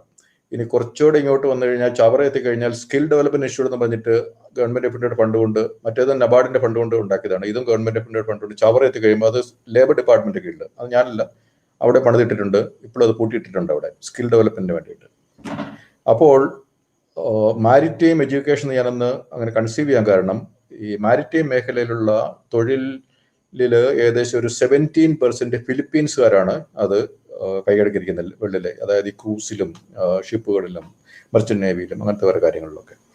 എന്തുകൊണ്ട് കുറേയധികം തടാകങ്ങളും കടലും പുഴകളും ഒക്കെയുള്ള മിക്കവർക്കും നീന്തൽ അറിയാവുന്നു. ഇപ്പം വലിയ കടൽപ്പാലത്തിനോട് ചെന്ന് കഴിഞ്ഞാൽ അവിടുത്തെ പിള്ളേരൊക്കെ ആ കടലിലേക്ക് പാലത്തിൽ നിന്ന് എടുത്തി അടിക്കോളും, അവർക്കൊരു പേടിയില്ല, പ്രശ്നമില്ല. അപ്പം നമുക്ക് ഈ കടലിന്റെ അടുത്ത് ഇത്രയും ഈ 650 കിലോമീറ്റർ നീളത്തിൽ കിടക്കുന്ന ആയതുകൊണ്ടും തടാകങ്ങൾ കുറേ ഉള്ളതുകൊണ്ടും വെള്ളത്തിനോട് മനുഷ്യർക്ക് പരിചയമുണ്ട്. ഫിലിപ്പീൻസും അതുപോലെ തന്നെ. അപ്പോൾ ഫിലിപ്പീൻസിന് 17% ആൾക്കാരെ ഈ ഒരു സെക്ടറിലേക്ക് വേൾഡിൽ സപ്ലൈ ചെയ്യാമെങ്കിൽ കേരളത്തിന് എന്തുകൊണ്ട് 20% സപ്ലൈ ചെയ്തുകൂടാ എന്നുള്ളൊരു തിരിച്ചറിവിലാണ് ഞാൻ മാരിടൈം ഇൻസ്റ്റിറ്റ്യൂട്ട് എന്ന് കൺസീവ് ചെയ്തത്. പക്ഷെ എന്നെ അവിടെ നിന്ന് ഓടിച്ചു ആ വകുപ്പിൽ നിന്ന്. അതുപോലെ ഞാനന്ന് കൺസീവ് ചെയ്ത പദ്ധതികളൊക്കെ പാതി വഴിയാക്കി കാട് പിടിച്ച് കേരളത്തിൽ കിടക്കുന്നു. അതിന് ഉത്തരവാദി ആരാണ്? ഇവിടുത്തെ ഉമ്മൻചാണ്ടി, പിണറായി വിജയൻ എന്ന 2 പേരാണ് ഉത്തരവാദികൾ. അവർക്ക് ഇവിടുത്തെ ഒരു കേരളത്തിന് എന്താണ് വേണ്ടതെന്ന് അവർക്ക് അറിഞ്ഞുകൂടാ. കേരളത്തിലെ ഈ റിസോഴ്സസ് അല്ലെങ്കിൽ മനുഷ്യർ, അവരെ എന്തൊക്കെ സ്കില്ലുകളിലാണ് ട്രെയിൻ ചെയ്യുന്ന അറിഞ്ഞുകൂടാ. ഈ സ്കിൽ എന്ന് പറയുന്നത് ട്രെയിൻ ചെയ്ത് നമ്മുടെ ആൾക്കാരെ മറ്റു രാജ്യങ്ങളിലേക്ക്, ഞാൻ ഹ്യൂമൻ റിസോഴ്സ് എക്സ്പോർട്ട് എന്ന് ഞാൻ പറയുന്നില്ല, പക്ഷെ അത് സംഭവിക്കുന്നുണ്ട്. അപ്പോൾ അത് നമുക്ക് ഫോക്കസ് ചെയ്യാവുന്ന ഒരു കാര്യമാണ്. അപ്പോൾ നമ്മളുടെ ഒരു ക്യാരിയിങ് കപ്പാസിറ്റിയിൽ കുറച്ച് ഈസിങ് ഉണ്ടാവും, കുറച്ച് കംഫർട്ട് നമുക്ക് അച്ചീവ് ചെയ്യാൻ പറ്റും. അതൊരു ആസ്പെക്ട്. 2, ഞാൻ ഇന്നൊരു ഇന്റർവ്യൂ പറഞ്ഞതാണ്, എൻ്റെ ഒരു ആഗ്രഹമായിരുന്നു ഒരു കാലത്ത് ഒരു ജോലി പോയി കഴിഞ്ഞാൽ ഒരു ടൂറിസ്റ്റ് ടാക്സി ഡ്രൈവർ ആകുക. ടൂറിസ്റ്റ് ടാക്സി ഡ്രൈവർ ആകുമ്പോൾ എയർപോർട്ടിൽ നിന്ന് ഞാൻ ആളെ പിക്ക് ചെയ്യും. അത് മറ്റ് രാജ്യങ്ങളിൽ നിന്ന് വരുന്നവരായിരിക്കാം. അപ്പോൾ ഞാൻ ആ രാജ്യത്തിന്റെ ആൾക്കാരുടെ പാട്ടൊക്കെ എൻ്റെ കയ്യിൽ കാറിലുണ്ടാവും. ഫ്രാൻസിൽ നിന്ന് വരുന്നതാണ് ഫ്രഞ്ച് പാട്ട്, സ്പെയിനിൽ നിന്നാണ് സ്പാനിഷ് പാട്ട്, ജർമ്മനിൽ നിന്നാണ് ജർമ്മൻ പാട്ട്, ഇംഗ്ലണ്ടിൽ നിന്നാണ് ഇംഗ്ലീഷ് പാട്ട്, അങ്ങനെയൊക്കെ. അപ്പോൾ ഉദാഹരണത്തിന് ഫ്രഞ്ച് ആണെങ്കിൽ ആ ഫ്രഞ്ചുകാരൻ വന്ന് ഫ്രഞ്ച് പാട്ടൊക്കെ ഇടുന്നു. ഞാൻ ഫ്രഞ്ച് പഠിച്ചിട്ടുണ്ട്. ഇനി ഞാൻ ടൂറിസ്റ്റ് ടാക്സി കാരണം ഞാൻ ജർമ്മനി പഠിക്കും, മറ്റ് കുറച്ച് ഭാഷകളും കൂടി അറബിക്ക് പഠിക്കും, അങ്ങനത്തെ കുറേ പഠിക്കും. ഞാൻ ഫ്രഞ്ച് ഓൾറെഡി പഠിച്ചിട്ടുണ്ട്, ഇംഗ്ലീഷ് അറിയാം, കുറച്ച് ഹിന്ദി അറിയാം. അപ്പം ഈ പാട്ടിടും. എന്നിട്ട് ഇയാളെയും കൊണ്ട് ഞാൻ അയാൾക്ക് എവിടെയാണ് പോകേണ്ടത്, മൂന്നാറാണോ കുമരകമാണോ ആലപ്പുഴയാണോ ഫോർട്ട് കൊച്ചിയാണോ വേറെ കൊണ്ടുപോകും. പോകുന്ന വഴിക്ക് അയാളോട് ആ പോകുന്ന വഴിക്കുള്ള എല്ലാവിധ കാര്യങ്ങളും ഞാൻ ഹിസ്റ്റോറിക്കൽ, കൾച്ചറൽ, പിന്നെ എക്കണോമിക്, അങ്ങനത്തെ കാര്യങ്ങളൊക്കെ ഞാൻ അയാൾക്ക് പറഞ്ഞു കൊടുത്ത് അയാളെ വളരെ കംഫർട്ടബിൾ ആയിട്ട് തിരിച്ച് അയാൾ എവിടെയാണോ തിരിച്ചു പോകേണ്ടത് പോർട്ട് ഓഫ് എക്സിറ്റ് അവിടെ എത്തിച്ചു കഴിഞ്ഞിട്ട് അയാൾക്ക് ഞാൻ എൻ്റെ നമ്പർ കൊടുക്കും. നിങ്ങളുടെ സുഹൃത്തുക്കൾ ആരെങ്കിലും ഇനി വരുന്നുണ്ടെങ്കിൽ കോണ്ടാക്ട് ചെയ്യണം എന്ന് പറയും. അപ്പോൾ ഞാൻ അയാളെ നോക്കുന്നത്, അയാൾ തിരിച്ചു വന്നു കഴിഞ്ഞിട്ട് ഇതാ കേരളത്തിൽ പോയി കഴിഞ്ഞു കഴിഞ്ഞാൽ വളരെ നല്ല ഹോസ്പിറ്റാലിറ്റിയാണ്, അവിടുത്തെ ഡ്രൈവേഴ്സ് വളരെ നല്ലതാണ്, അവർ നല്ല വിവരമുള്ളവരാണ്, ടൂറിസ്റ്റ് ഗൈഡ്, അവർ ഡ്രൈവർ കം ടൂറിസ്റ്റ് ഗൈഡാണ്, അവരവിടുത്തെ കൾച്ചറിനെ പറ്റിയും ഹിസ്റ്ററിയെ പറ്റിയും വളരെ ഇൻട്രസ്റ്റിംഗ് കൾച്ചറും ഇൻട്രസ്റ്റിംഗ് ഹിസ്റ്ററിയും വളരെ ലോങ് 2000-3000 വർഷം പഴക്കമുള്ള ഹിസ്റ്ററിയുള്ള പ്രദേശമാണ്. ലോകത്ത് ആദ്യമായിട്ട് ക്രിസ്ത്യാനിറ്റി യൂറോപ്പ് വരുന്നതിന് മുമ്പ് ഇവിടെ വന്നതാണ്. ഈ ഒരു 2ാമത്തെ മോസ്ക് ഇവിടെ കേരളത്തിലാണ്. ജ്യൂസ് കുറേ ഉണ്ടായിരുന്ന സ്ഥലമാണ്. പോർച്ചുഗീസുകാർ, സ്പെയിൻകാർ, ഇംഗ്ലീഷുകാർ എല്ലാവരും ഇവിടെ വന്ന് താമസിച്ച ഒരു വലിയൊരു മിക്സ് ഉള്ളതാണ്. പണ്ട് ഇവര് പെപ്പർ റോമിലേക്ക് അയച്ചിട്ട് ഭയങ്കര പണക്കാരായിരുന്നു എന്നൊക്കെയുള്ള വലിയ ഹിസ്റ്ററിയൊക്കെ നമുക്കുണ്ട്. ഇതൊക്കെ അവരെ പറഞ്ഞ് അപ്പോൾ അവർ ചെന്ന് പറയും ഇതൊരു മസ്സി പ്ലേസ് ആണ് എന്നൊക്കെ പറഞ്ഞ് അപ്പോൾ അയാൾ ചെന്ന് പറഞ്ഞിട്ട് ഒരു 10 പേരെ കൂടെ അയാൾ നാട്ടിൽ നിന്ന് ഇങ്ങോട്ട് വിട്ടു കഴിഞ്ഞാൽ എങ്ങനെയിരിക്കും നമ്മുടെ വികസനം? അപ്പോൾ അങ്ങനെ ഒരു വികസനത്തെ പറ്റി ഇവിടുത്തെ എത്ര ടൂറിസ്റ്റ് ടാക്സി ഡ്രൈവർമാർക്ക് ഇങ്ങനെയുള്ള പരിശീലനം നൽകി അവരെ ഇതുപോലെയാണ് അവർ ബിഹേവ് ചെയ്യുന്നുള്ളത് മോണിറ്റർ ചെയ്ത്, ഇല്ലെങ്കിൽ അവരെ അങ്ങനെ ആക്കി, അവർക്കും കൂടെ ബെനിഫിറ്റ് ആണല്ലോ, കാരണം അവർക്ക് വീണ്ടും വീണ്ടും ഓട്ടം കിട്ടുകയും ചെയ്യുമല്ലോ. ഇന്ന് 10 ടാക്സി ഉണ്ടെങ്കിൽ നാളെ കഴിഞ്ഞ് 15 ടാക്സിയും അങ്ങനത്തെ ആ മേഖലയിൽ ഉണ്ടാകും. കൂടുതൽ ആൾക്കാർ ഇങ്ങോട്ട് വരുന്നു, അപ്പോൾ കൂടുതൽ നമുക്ക് റവന്യൂ കിട്ടുന്നു. അതൊരു മേഖല തന്നെ അല്ലേ? കാരണം നമുക്കിവിടെ ബീച്ചുകളുണ്ട്. കഴിഞ്ഞ ദിവസം ഞാൻ ഡൽഹിയിൽ ഒരു മീറ്റിങ്ങിന് പോയിരുന്നു ഒരാഴ്ച മുമ്പ്. അപ്പോൾ അവിടുത്തെ അയാൾ ഹരിയാന എന്നുള്ള ഒരാളാണ്, ഈസ് എ ജാട്ട്. അപ്പം പുള്ളി പല രാജ്യങ്ങളിൽ പോയതിനെ പറ്റി പറഞ്ഞു, ചൈനയിൽ പോയതിനെ പറ്റിയും യൂറോപ്പിലെ പല രാജ്യങ്ങളിലും ഒക്കെ പോയി. ഇപ്പോൾ കേരളത്തിൽ ഒരിക്കൽ വന്നിട്ടുണ്ട്, പക്ഷെ കേരളത്തിലെ ബീച്ച് വെരി ഡേർട്ടി എന്ന് പറഞ്ഞു. അപ്പം ഞാൻ ഏത് ബീച്ചിലാണ് പോയത്? പറഞ്ഞു കൊച്ചി അല്ല. ഞാൻ പറഞ്ഞു അവിടുത്തെ ഡേർട്ടിയാണ്, പക്ഷെ അല്ല, ഡേർട്ടി അല്ലാത്ത നല്ല നല്ല ബീച്ചുകൾ വേറെ ഇഷ്ടം പോലെ ഉണ്ട് എന്ന് ഞാൻ പുള്ളിയോട് പറഞ്ഞു. പക്ഷേ അയാൾ പറഞ്ഞ കറക്റ്റാണ്, നമ്മൾ പല ബീച്ചുകളിലും നമ്മുടെ ഇവിടെ ചെന്ന് കഴിഞ്ഞാൽ ഡേർട്ടിയാണ്. അപ്പോൾ അങ്ങനെ ഒരു പേര് നമ്മൾ എന്തിനാ ഉണ്ടാക്കുന്നത്? നമുക്ക് ഉണ്ടാക്കാതിരുന്നൂടെ? നമ്മൾ ഗോഡ്സ് ഓൺ കൺട്രി ആണെന്ന് പറഞ്ഞൊരു ടാഗൊക്കെ ഇട്ട് നമ്മൾ കുറെ പ്രൊമോട്ട് ചെയ്തു. പക്ഷേ നമ്മൾ അത് പരസ്യം കൊടുക്കാൻ വേണ്ടി അങ്ങനെ ഉപയോഗിക്കുന്നല്ലാതെ ഗ്രൗണ്ട് ലെവലിൽ ഗോഡ്സ് ഓൺ കൺട്രി ആക്കാൻ വേണ്ടി നമ്മൾ എന്ത് ചെയ്യുന്നു? ടൂറിസം എന്ന് പറയുന്നത് അടുത്തൊരു മേഖലയാണ്. സ്കിൽ എന്ന് പറയുന്നത് ഒരു എഡ്യൂക്കേഷൻ ഉപയോഗിച്ച് സ്കിൽ ഡെവലപ്മെന്റ് കൂടി അടുത്ത മേഖലയാണ്. അപ്പോൾ അങ്ങനെ നമ്മൾ ചിന്തിച്ചു കഴിഞ്ഞു കഴിഞ്ഞാൽ നമുക്ക് നമ്മളുടെ പ്രദേശത്തിൻ്റെ ആൾക്കാർക്ക് ഒരു ഹയർ ക്വാളിറ്റി ഓഫ് ലൈഫ് കൊടുക്കാൻ വേണ്ടിയുള്ള പദ്ധതികളും പരിപാടികളും ഒക്കെ നമുക്കുണ്ടാവും. പക്ഷെ നമ്മളുടെ പ്രയോറിറ്റി കൂടുതൽ പാലാരിവട്ടം പാലങ്ങൾ പണിയാനും അതുപോലെ കൂടുതൽ മോണോ റെയിലും മെട്രോ റെയിലും അങ്ങനത്തെ ഒക്കെ പണിയാന്നുള്ളതായിരിക്കരുത് എന്നുള്ളതാണ് എൻ്റെ കാഴ്ചപ്പാട്. സാർ ആദ്യം പറഞ്ഞ export oriented human resource development അതിന്റെയൊക്കെ ഒരു ഗുണഭോക്താക്കളാണ് ഇതിന്റെ അകത്തിരിക്കുന്ന പകുതി ആൾക്കാർ. അപ്പൊ സാറ് പറയുന്ന പോയിന്റ് ഞങ്ങൾക്ക് നന്നായിട്ട് മനസ്സിലാവും. അതുപോലെ വേറൊരു ചോദ്യം, നമ്മുടെ ഈ ഒരു പൊളിറ്റിക്കൽ കാലാവസ്ഥയുടെ എന്താണെന്നല്ല, പ്രൈവറ്റൈസേഷൻ നമുക്ക് അങ്ങ് എതിർപ്പാണ്, വെറുതെ അങ്ങ് എതിർക്കും. പേരുകളൊക്കെ എടുത്തിടും, അംബാനി അദാനി എന്നൊക്കെ പറഞ്ഞു കഴിഞ്ഞാൽ വെറുതെ പറഞ്ഞാൽ നമ്മൾ അങ്ങ് ശത്രുക്കളായിക്കോളും. എന്തുകൊണ്ടാണ് ഇങ്ങനെ ഒരു മൈൻഡ് സെറ്റ് വരുന്നത്? നമ്മുടെ അതുപോലെ PSUs നമുക്ക് വെറുതെ അങ്ങ് പ്രേമമാണ്, അത് നഷ്ടം സഹിച്ചാലും നിലനിർത്തിക്കൊണ്ട് പോകണം എന്നുള്ള ഒരു ഈസിയാണ് അത് പറഞ്ഞു കഴിഞ്ഞാൽ. കുറെ കടമെടുത്ത് KSRT നിലനിർത്തുക, കുറെ കടമെടുത്ത് നഷ്ടത്തിലോടുന്ന എല്ലാം നിലനിർത്തുക എന്ന് പറയുന്നത് തന്നെ ഒരു പൊളിറ്റിക്സ് ആയി മാറി. എങ്ങനെയാണ് ഇത് മാറ്റാൻ പറ്റുക? എന്തുകൊണ്ട് ഇങ്ങനെ ആയി? എങ്ങനെയാണ് ഇതിൽ നിന്ന് മാറാൻ പറ്റുക? ഓക്കെ, ഈ പറഞ്ഞ പോയിന്റിനോട് ഞാൻ പൂർണ്ണമായിട്ട് യോജിക്കുന്നു. ഞാനൊരു ഉദാഹരണം പറയാം. BPCL എന്ന് പറയുന്ന ഒരു എണ്ണ കമ്പനി പ്രൈവറ്റൈസ് ചെയ്യുന്നു. അപ്പോൾ അത് വളരെ മോശമാണ്. BPCL കൊച്ചിൻ റിഫൈനറി എന്ന് പണ്ട് പറഞ്ഞിരുന്ന കൊച്ചിൻ എറണാകുളത്തുള്ള ഒരു വലിയ പൊതുമേഖലാ സ്ഥാപനമാണ്, കേന്ദ്ര ഗവൺമെന്റ് കീഴിൽ BPCL ആണ്. ഇപ്പൊ BPCL എന്നാണ് പറയുക. അത് പണ്ടത്തെ കൊച്ചിൻ റിഫൈനറി, അത് പ്രൈവറ്റൈസ് ചെയ്യുന്നു. അതിനെതിരെ ഇവിടെ നമ്മളെല്ലാവരും നഖശികാന്തം എതിർത്തുകൊണ്ടിരിക്കുകയാണ്. എന്തുകൊണ്ട് BPCL പ്രൈവറ്റൈസ് ചെയ്യുന്നു എന്നുള്ളത് നമുക്ക് നോക്കാം. ഇന്ത്യയിൽ സർക്കാർ മേഖലയിൽ 3 ഓയിൽ കമ്പനികളുണ്ട്. IOC ആണ്, ഇന്ത്യൻ ഓയിൽ കോർപ്പറേഷൻ ആണ് ഏറ്റവും വലുത്. അത് ഈ BPCL-നേക്കാൾ ഏകദേശം 100 ഇരട്ടി വലുപ്പമാണ്. അവരുടെ ക്വാർട്ടർലി ബാലൻസ് ഷീറ്റുകൾ നമ്മൾ സൈറ്റിൽ പോയി നോക്കിയാൽ നമുക്ക് മനസ്സിലാവും അതിൻ്റെ ഒരു ക്വാർട്ടർലി പ്രോഫിറ്റുകളും അങ്ങനത്തെ അസറ്റുകളൊക്കെ എത്രയാണ്. പിന്നെ ഈ BPCL എന്ന് പറയുന്നതാണ് ഈ 3-ൽ ഏറ്റവും ചെറുത്. ഈ BPCL വിൽക്കാൻ വേണ്ടി നമ്മൾ പല പ്രാവശ്യം ടെൻഡറൊക്കെ ഇട്ടു, ആരും പിടിക്കാനില്ലായിരുന്നു. നമ്മളെല്ലാവരും പറയാറുണ്ട് നമ്മുടുത്തെ അംബാനിയും അദാനിയും ഒക്കെ എല്ലാം വാങ്ങിക്കൊണ്ട് പോകുകയാണെന്നുള്ളത്. അവരത് കോട്ട് ചെയ്തില്ല, അവർക്ക് വേണ്ട. അവർ പെട്രോ കെമിക്കൽ ബിസിനസ്സിലുള്ള കക്ഷികളാണ് ഈ റിലയൻസുകാർ. അവർക്ക് പോലും ഇത് BPCL വേണ്ട. അതിൻ്റെ കാരണം പെട്രോ കെമിക്കൽ ബിസിനസ്സിൽ നിന്ന് റിലയൻസ് വരെ പതുക്കെ മാറിക്കൊണ്ടിരിക്കുകയാണ്. കാരണം പെട്രോൾ എന്ന് പറയുന്നതിൻ്റെ പെട്രോ കെമിക്കൽ ബിസിനസ്സിൻ്റെ ഫ്യൂച്ചർ വളരെ കുറവാണ് എന്നുള്ളത് അവർ തിരിച്ചറിഞ്ഞിട്ടുണ്ട്. ഇപ്പോൾ ഇലക്ട്രിക് കാറുകൾ വരുന്നു, റിന്യൂവബിൾ ഇത് വരുന്നു. അമേരിക്കയിൽ ജോ ബിഡൻ കയറിയപ്പോൾ തന്നെ അവിടുത്തെ സർക്കാർ വണ്ടികളൊക്കെ 2035 ആകുമ്പോഴത്തേക്കും എല്ലാം ഇലക്ട്രിക് ആവണം എന്നുള്ള ഉത്തരവ് നൽകി. ഫ്രാൻസിൽ, ജർമ്മനിയിൽ ഒക്കെ ആ ഒരു മൂവ് നടന്നുകൊണ്ടിരിക്കുകയാണ്. അപ്പോൾ ഈ പെട്രോൾ ഡീസലിന്റെ ഉപയോഗം കുറയ്ക്കാൻ വേണ്ടി വിവരമുള്ള രാജ്യങ്ങളൊക്കെ തന്നെ സ്ട്രോങ് ആയിട്ടുള്ള നടപടികൾ, തീരുമാനങ്ങൾ എടുത്തു കഴിഞ്ഞു. ഇന്ത്യയിലും അത് ഇവിടെ ഒരു സ്ട്രോങ് ലീഡർഷിപ്പ് കണ്ടിന്യൂ ചെയ്യുകയാണെങ്കിൽ തീർച്ചയായിട്ടും അങ്ങനെ തീരുമാനങ്ങൾ വികസിത രാജ്യങ്ങൾ, ഇന്ത്യയും വികസിത രാജ്യമായിക്കൊണ്ട് മാറുന്നുണ്ട്, അങ്ങനെ തീരുമാനം തീർച്ചയായിട്ടും എടുക്കും. കാരണം we are also responsible to the world എന്നുള്ള ഒരു കൺസെപ്റ്റ് ഉള്ളതുകൊണ്ട്. അല്ല നമ്മൾ കേരളത്തെ പോലെ ഇറസ്പോൺസിബിൾ ആയിട്ട് നമ്മൾ എത്ര വേണേൽ പെട്രോൾ കത്തിക്കും, ഡീസൽ കത്തിക്കും, ആരെ ചോദിക്കാൻ, ഞങ്ങളുടെ സൗകര്യമാണ് എന്നൊക്കെ ചിന്തിക്കുന്ന വിവരക്കേട് ഉള്ളവർ ആയിരിക്കത്തില്ലല്ലോ ഇന്ത്യ എന്ന് പറയുന്ന രാജ്യം ഭരിക്കുന്നത്.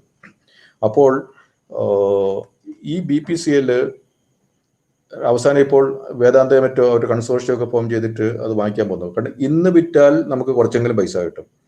ഇത് കഴിഞ്ഞ് കുറച്ചുകൂടെ കഴിഞ്ഞ് വിറ്റ് കഴിഞ്ഞാൽ അതെടുക്കാൻ ഒരു മനുഷ്യനുണ്ടാവില്ല. കാരണം അത് ആ ഒരു സെക്ടർ തന്നെ ഒരു ഒരു ഒരു വാല്യൂ ഇല്ലാത്തൊരവസ്ഥയിലേക്ക് പോയിക്കൊണ്ടിരിക്കുന്നു BPCL.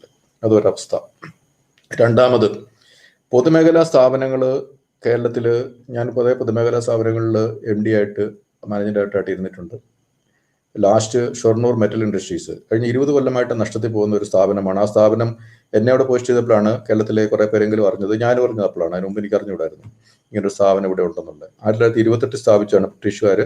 അന്ന് കേരളത്തിൽ ഈ വാക്കത്തിയും സാധനമൊക്കെ ഉണ്ടാക്കുന്ന പരിപാടികൾ വളരെ പ്രിമിറ്റീവായിട്ട് ഈ കൊല്ലന്മാർ അങ്ങനത്തെ ഒരു ആണ് ബ്ലാക്ക് സ്മിത്സ് അവരെ ഉണ്ടായിക്കൊണ്ടിരുന്നത്. അപ്പോൾ അതിനുള്ള കുറച്ച് വ്യാവസായിക അടിസ്ഥാനത്തിൽ ഈ വാക്കത്തിയും ചുറ്റികയും കോടാലിയൊക്കെ ഉണ്ടായി കഴിഞ്ഞു കഴിഞ്ഞാൽ കൃഷിയുടെ ഇംപ്ലിമെന്റ്സ്, അന്നത്തെ മെക്കനൈസേഷൻ എന്ന് പറയുന്ന അത്രേ ഉണ്ടായിരുന്നുള്ളൂ. പട്ടാമ്പി നെല്ല് ഗവേഷണ കേന്ദ്രം ഉണ്ടാക്കി, അത് കൃഷിയുടെ ഗവേഷണം സെയിം ഇയറിൽ 1928 ഷൊർണൂറിൽ മെറ്റൽ ഇൻഡസ്ട്രീസ്, ഷൊർണൂർ റെയിൽവേയുടെ ഈ പാളങ്ങളൊക്കെ അതിൻ്റെ ഒരു ഉപയോഗിച്ചിട്ട് ഈ കാർഷിക മേഖലയിലേക്ക് ആവശ്യമായ ഇംപ്ലിമെന്റ്സ്, ടൂൾസ് ഉണ്ടാക്കാൻ വേണ്ടി അന്നത്തെ ബ്രിട്ടീഷുകാർ ചിന്തിച്ചപ്പോൾ അത് വളരെ നല്ലൊരു ചിന്തയായിരുന്നു, അത് ആവശ്യമായിരുന്നു കേരളത്തിന്. പക്ഷേ ഇന്നത് ആവശ്യമുണ്ടോ? മെറ്റൽ ഇൻഡസ്ട്രീസ് എന്ന് പറയുന്നത് ഈ വാക്കത്തിയും കോടാലിയും ഒക്കെ സർക്കാർ ഉണ്ടാക്കേണ്ട വല്ല കാര്യമുണ്ടോ? ഇന്നത്തെ മെക്കനൈസേഷൻ എന്ന് പറയുന്നത് ഈ വാക്കത്തിയും കോടാലിയിലും ആണോ കൃഷി മേഖലയിൽ? ഒരിക്കലും അല്ല. അതുകൊണ്ട് നമുക്കിവിടെ ഒരു ട്രാക്ടർ ഉണ്ടാക്കാനുള്ളോ അല്ലെങ്കിൽ ഒരു കമ്പൈൻഡ് ഹാർവെസ്റ്ററിൻ്റെയോ അങ്ങനെ എന്തെങ്കിലും ഫാക്ടറി ഇവിടെ ഉണ്ടോ? നമ്മളിവിടെ ഉണ്ടാക്കിയിട്ടുണ്ടോ? ഇല്ല. അപ്പം ഈ കാലഹരണപ്പെട്ട ഐഡിയോളജിയും കാരണങ്ങളപ്പെട്ട ചിന്തകളും ഒക്കെ ആയിട്ട് നമ്മൾ നടക്കുകയാണ്. അതുപോലെ ഈ ബ്ലൂ ഓഷ്യൻ സ്ട്രാറ്റജി എന്ന് പറയുന്ന ഈ ഇൻസ്റ്റിറ്റ്യൂട്ടിലെ 2 പ്രൊഫസേഴ്സ് കൊണ്ടുവന്നൊരു കൺസെപ്റ്റാണ്, ഫ്രാൻസിലെ ഇൻസ്റ്റിറ്റ്യൂട്ടിലെ. അപ്പം അവർ പറഞ്ഞിട്ടുണ്ട്, നമ്മൾ മുന്നോട്ട് പോകണമെന്നുണ്ടെങ്കിൽ നമ്മൾ ചില കാര്യങ്ങൾ എലിമിനേറ്റ് ചെയ്യണം, അല്ലെ സ്റ്റോപ്പ് ചെയ്യണം, ചില കാര്യങ്ങൾ റെഡ്യൂസ് ചെയ്യണം, ചില കാര്യങ്ങൾ പുതുതായിട്ട് കാലത്തിനനുസരിച്ച് സ്റ്റാർട്ട് ചെയ്യണം എന്നൊക്കെയുള്ള ഒരു 4 ആക്ഷൻ ഫ്രെയിംവർക്കിൽ ഇൻസ്റ്റിറ്റ്യൂട്ടിലെ 2 പ്രൊഫസേഴ്സ് പറഞ്ഞിരിക്കുന്ന കാര്യമാണ്. അപ്പോൾ നമ്മൾ ചില കാര്യങ്ങൾ സ്റ്റോപ്പ് ചെയ്യേണ്ട സമയത്ത് സ്റ്റോപ്പ് ചെയ്യുന്നില്ല. അത് വിവരമില്ലാത്തതുകൊണ്ടാണ്. ഈ ബ്ലൂ ഓഷ്യൻ സ്ട്രാറ്റജി എന്ന് പറയുന്നത് ഇപ്പോൾ ബിസിനസ് ഓർഗനൈസേഷൻസും വേൾഡിലെ നല്ല ഗവൺമെന്റുകളും ഒക്കെ അഡോപ്റ്റ് ചെയ്യുന്ന ഒരു കാര്യങ്ങളാണ്. അപ്പോൾ അവർ ചിലത് സ്റ്റോപ്പ് ചെയ്യുന്ന സമയത്ത് സ്റ്റോപ്പ് ചെയ്യും. പക്ഷെ നമ്മുടെ കേരളത്തിലെ വിവരമുണ്ടെന്ന് അപമാനിക്കുന്ന അതേസമയം അതാണല്ലോ ഏറ്റവും വലിയ വിവരക്കേടെന്ന് പറയുന്നത്, എല്ലാ വിവരവും ഉണ്ടെന്നുള്ളത്. കാരണം ഒരു ഏറ്റവും വിവരമുള്ള ഒരാൾ ഒരിക്കലും ആൾ ഭയങ്കര ഹ്യൂമിലിറ്റി ഉണ്ടാവും, അയാൾക്ക് എല്ലാത്തിനെ പറ്റി ഒരു മനുഷ്യന് ഒരിക്കലും വിവരം ഉണ്ടാവില്ല. ഇപ്പം എനിക്ക് കുറച്ച് കാര്യങ്ങൾ അറിയാം, എൻവയോൺമെന്റൽ മാനേജ്മെന്റ് എനിക്കറിയാം, സ്ട്രാറ്റജിക് മാനേജ്മെന്റ് എനിക്കറിയാം, പിന്നെ കുറേ പൊതുമേഖലാ സ്ഥാപനങ്ങൾ, ജോലിയെടുത്ത് പൊതുമേഖലാ സ്ഥാപനങ്ങളിലെ കാര്യങ്ങൾ, സർക്കാരിന്റെ കുറേ കാര്യങ്ങൾ എനിക്കറിയാം. എന്നുകൊണ്ട് വേൾഡ് ഹിസ്റ്ററി എന്നോട് ചോദിച്ചു കഴിഞ്ഞാൽ എനിക്ക് വലിയ വിവരമൊന്നുമില്ല. എക്കണോമിക്സ് എനിക്ക് ഒട്ടും അറിഞ്ഞുകൂടാ, സൈക്കോളജി ഒട്ടും അറിഞ്ഞുകൂടാ. അപ്പോൾ എന്ന് പറഞ്ഞതുപോലെ നമ്മളുടെ നാട്ടിലെ ആൾക്കാർ സ്റ്റോപ്പ് ചെയ്യേണ്ട സമയത്ത് സ്റ്റോപ്പ് ചെയ്യുന്നതിനൊരു വിമുഖത കാണിക്കുന്നുണ്ട്. അത് ഇക്കാര്യത്തിൽ മാത്രമല്ല, നമ്മൾ മദ്യപാനത്തിന്റെ കാര്യത്തിൽ നോക്കിയുള്ളൂ. മദ്യപാനത്തിൽ നമ്മളിങ്ങനെ ഇൻക്രീസ് ചെയ്തുകൊണ്ടിരിക്കുകയല്ലേ, അത് സ്റ്റോപ്പ് ചെയ്യേണ്ട ഒരു കാര്യമാണ്. അത് ഗവൺമെന്റ് കഴിഞ്ഞ LDF ഗവൺമെന്റ് വരുന്ന സമയത്ത് പറഞ്ഞിരുന്നു, ഞങ്ങൾ മദ്യപാനം ഘട്ടം ഘട്ടമായിട്ട് കുറയ്ക്കുമെന്ന് പറഞ്ഞിരുന്നു, നിർത്തുമെന്ന് പറഞ്ഞിരുന്നു. പക്ഷേ അവർ വന്നതിന് ശേഷം എന്താ ചെയ്ത്, ബാറുകളുടെ എണ്ണം കൂട്ടി.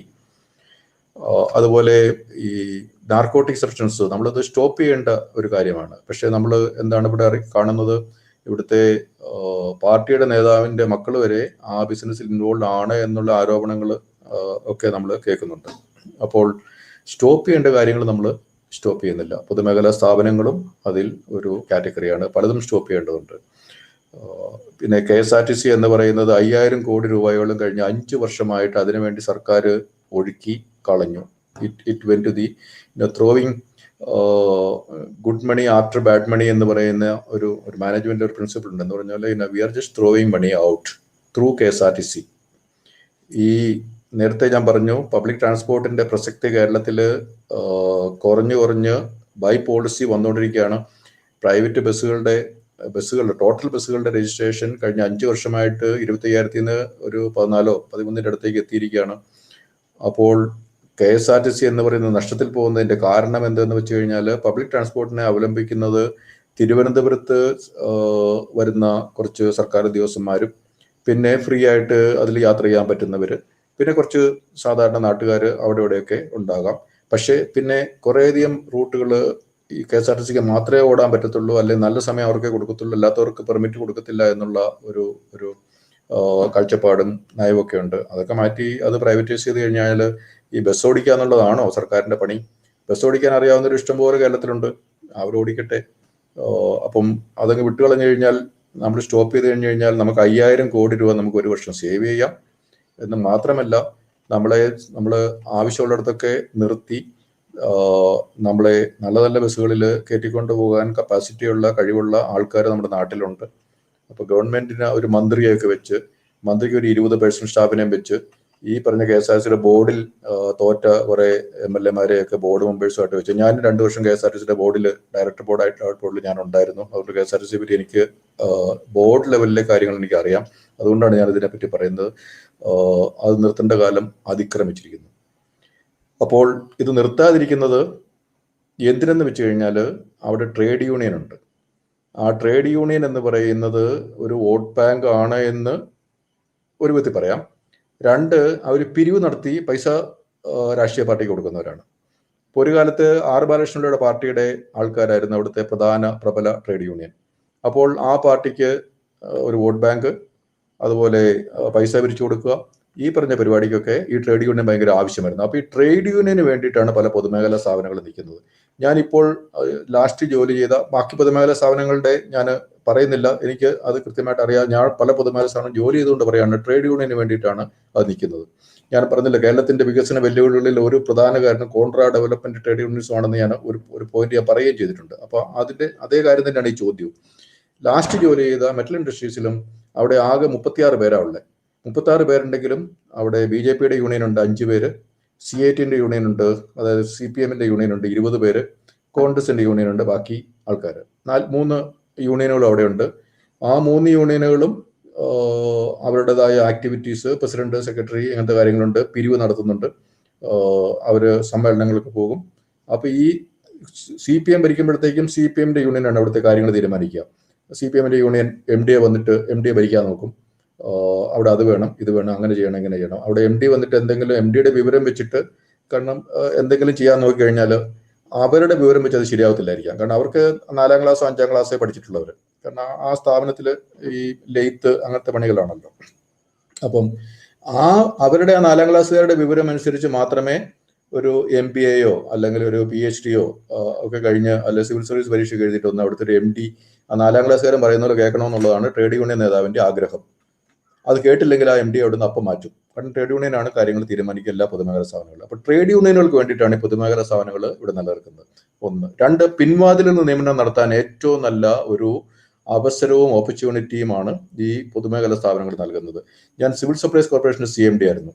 അന്ന് അവിടെ മാവേലി സ്റ്റോറുകൾ തുടങ്ങുന്നത്, ഈ മാവേലി സ്റ്റോർ തുടങ്ങി കഴിഞ്ഞാൽ അവിടുത്തെ ഒരു ഹെൽപ്പർ, പിന്നെ അടുത്തൊരു മാനേജർ എന്ന് പറഞ്ഞിട്ട് 3-4 പേര് അവിടെ വെക്കാം. അത് ആ ഭരിക്കുന്ന പാർട്ടിയുടെ ആൾക്കാരെ ആയിരിക്കും അങ്ങോട്ട് കോൺട്രാക്ട് എന്ന് പറഞ്ഞ് വെക്കും. പിന്നെ ഒരു 5 വർഷം കഴിയുമ്പോഴത്തേനും അവരെല്ലാം കൂടെ യൂണിയനായിട്ട് ഹൈക്കോടതി കൊണ്ടൊരു കേസ് കൊടുക്കും, ഞങ്ങൾ 5 വർഷമായി ജോലി ഞങ്ങൾ ഇതുവരെ സ്ഥിരപ്പെടുത്തിയിട്ടില്ല, അല്ലെങ്കിൽ ഒരു ഗവൺമെന്റ് നിവേദനം കൊടുക്കും, സ്ഥിരപ്പെടുത്തും. അപ്പം പിൻവാതിൽ നിയമനത്തിന് വേണ്ടിയിട്ടാണ് ഈ പൊതുമേഖലാ സ്ഥാപനങ്ങൾ നിൽക്കുന്നുള്ളതാണ് 2ാമത്തെ കാര്യം. പിന്നെ പൊതുമേഖലാ സ്ഥാപനങ്ങൾ എല്ലാ മന്ത്രിമാർക്കും 2-3 പൊതുമേഖലാ സ്ഥാപനങ്ങൾ ഉണ്ടെങ്കിൽ ആ പൊതുമേഖലാ സ്ഥാപനത്തിന്റെ ഗെയറോപ്പിൽ ഒരു വണ്ടി അവർക്ക് കിട്ടും. എന്തെങ്കിലും ഹോസ്പിറ്റാലിറ്റിക്ക് വേണ്ടി പൊതുമേഖലാ സ്ഥാപനങ്ങൾക്ക് ഫണ്ടുണ്ട്. അപ്പോൾ അവരുടെ ആരെങ്കിലും ഗസ്റ്റ് വന്നു കഴിഞ്ഞാൽ അവർക്ക് ഡിന്നർ 5 സ്റ്റാർ ഹോട്ടലിൽ വാങ്ങിച്ചു കൊടുക്കാൻ വേണ്ടി, താമസിക്കാൻ വേണ്ടിയിട്ട്, അങ്ങനെ കുറെ സൗകര്യങ്ങളുണ്ട്. പിന്നെ പൊതുമേഖലാ സ്ഥാപനങ്ങളിലെ പർച്ചേസ്, അതിൽ കൂടെയുള്ള അഴിമതി, അതിൻ്റെ ഒരു പെർസെൻറ്റേജ് ഒക്കെ മന്ത്രിമാർക്കും ആ പാർട്ടിയുടെ ആൾക്കാർക്കും ഒക്കെ കിട്ടുക. സിവിൽ സപ്ലൈസ് ഒക്കെ ആ ഭരിക്കുന്ന പാർട്ടിയുടെ മന്ത്രിക്കും പാർട്ടിക്കും ഒക്കെ ഒരു ധനാഗമ മാർഗവും കൂടെയാണ്. അപ്പൊ ഇതൊക്കെയാണ് കേരളത്തിലെ പൊതുമേഖലാ സ്ഥാപനങ്ങൾ എന്തുകൊണ്ട് അടച്ചുപൂട്ടുന്നില്ല എന്നുള്ളതിന്റെ കാരണങ്ങൾ. അഴിമതിയാണ്, പിൻവാതിൽ നിയമനങ്ങളാണ്. ഓക്കെ, ഇത് വലിയൊരു എന്റെ വ്യക്തമായ അനുഭവത്തിൽ നിന്നാണ് ഞാൻ ഇതെല്ലാം പറഞ്ഞിരിക്കുന്നത്. അതൊരു വലിയ അറിവാണ് സാർ. കാരണം എല്ലാവരും ഇത് വെറും പൊളിറ്റിക്കൽ റീസൺ മാത്രം ഉണ്ടെന്ന് വിചാരിക്കുന്നത്, പക്ഷെ ഇത്രയും ഡീറ്റെയിൽസ് ഉണ്ടെന്ന് ഇപ്പോഴാണ് അറിയാൻ പറ്റുന്നത്.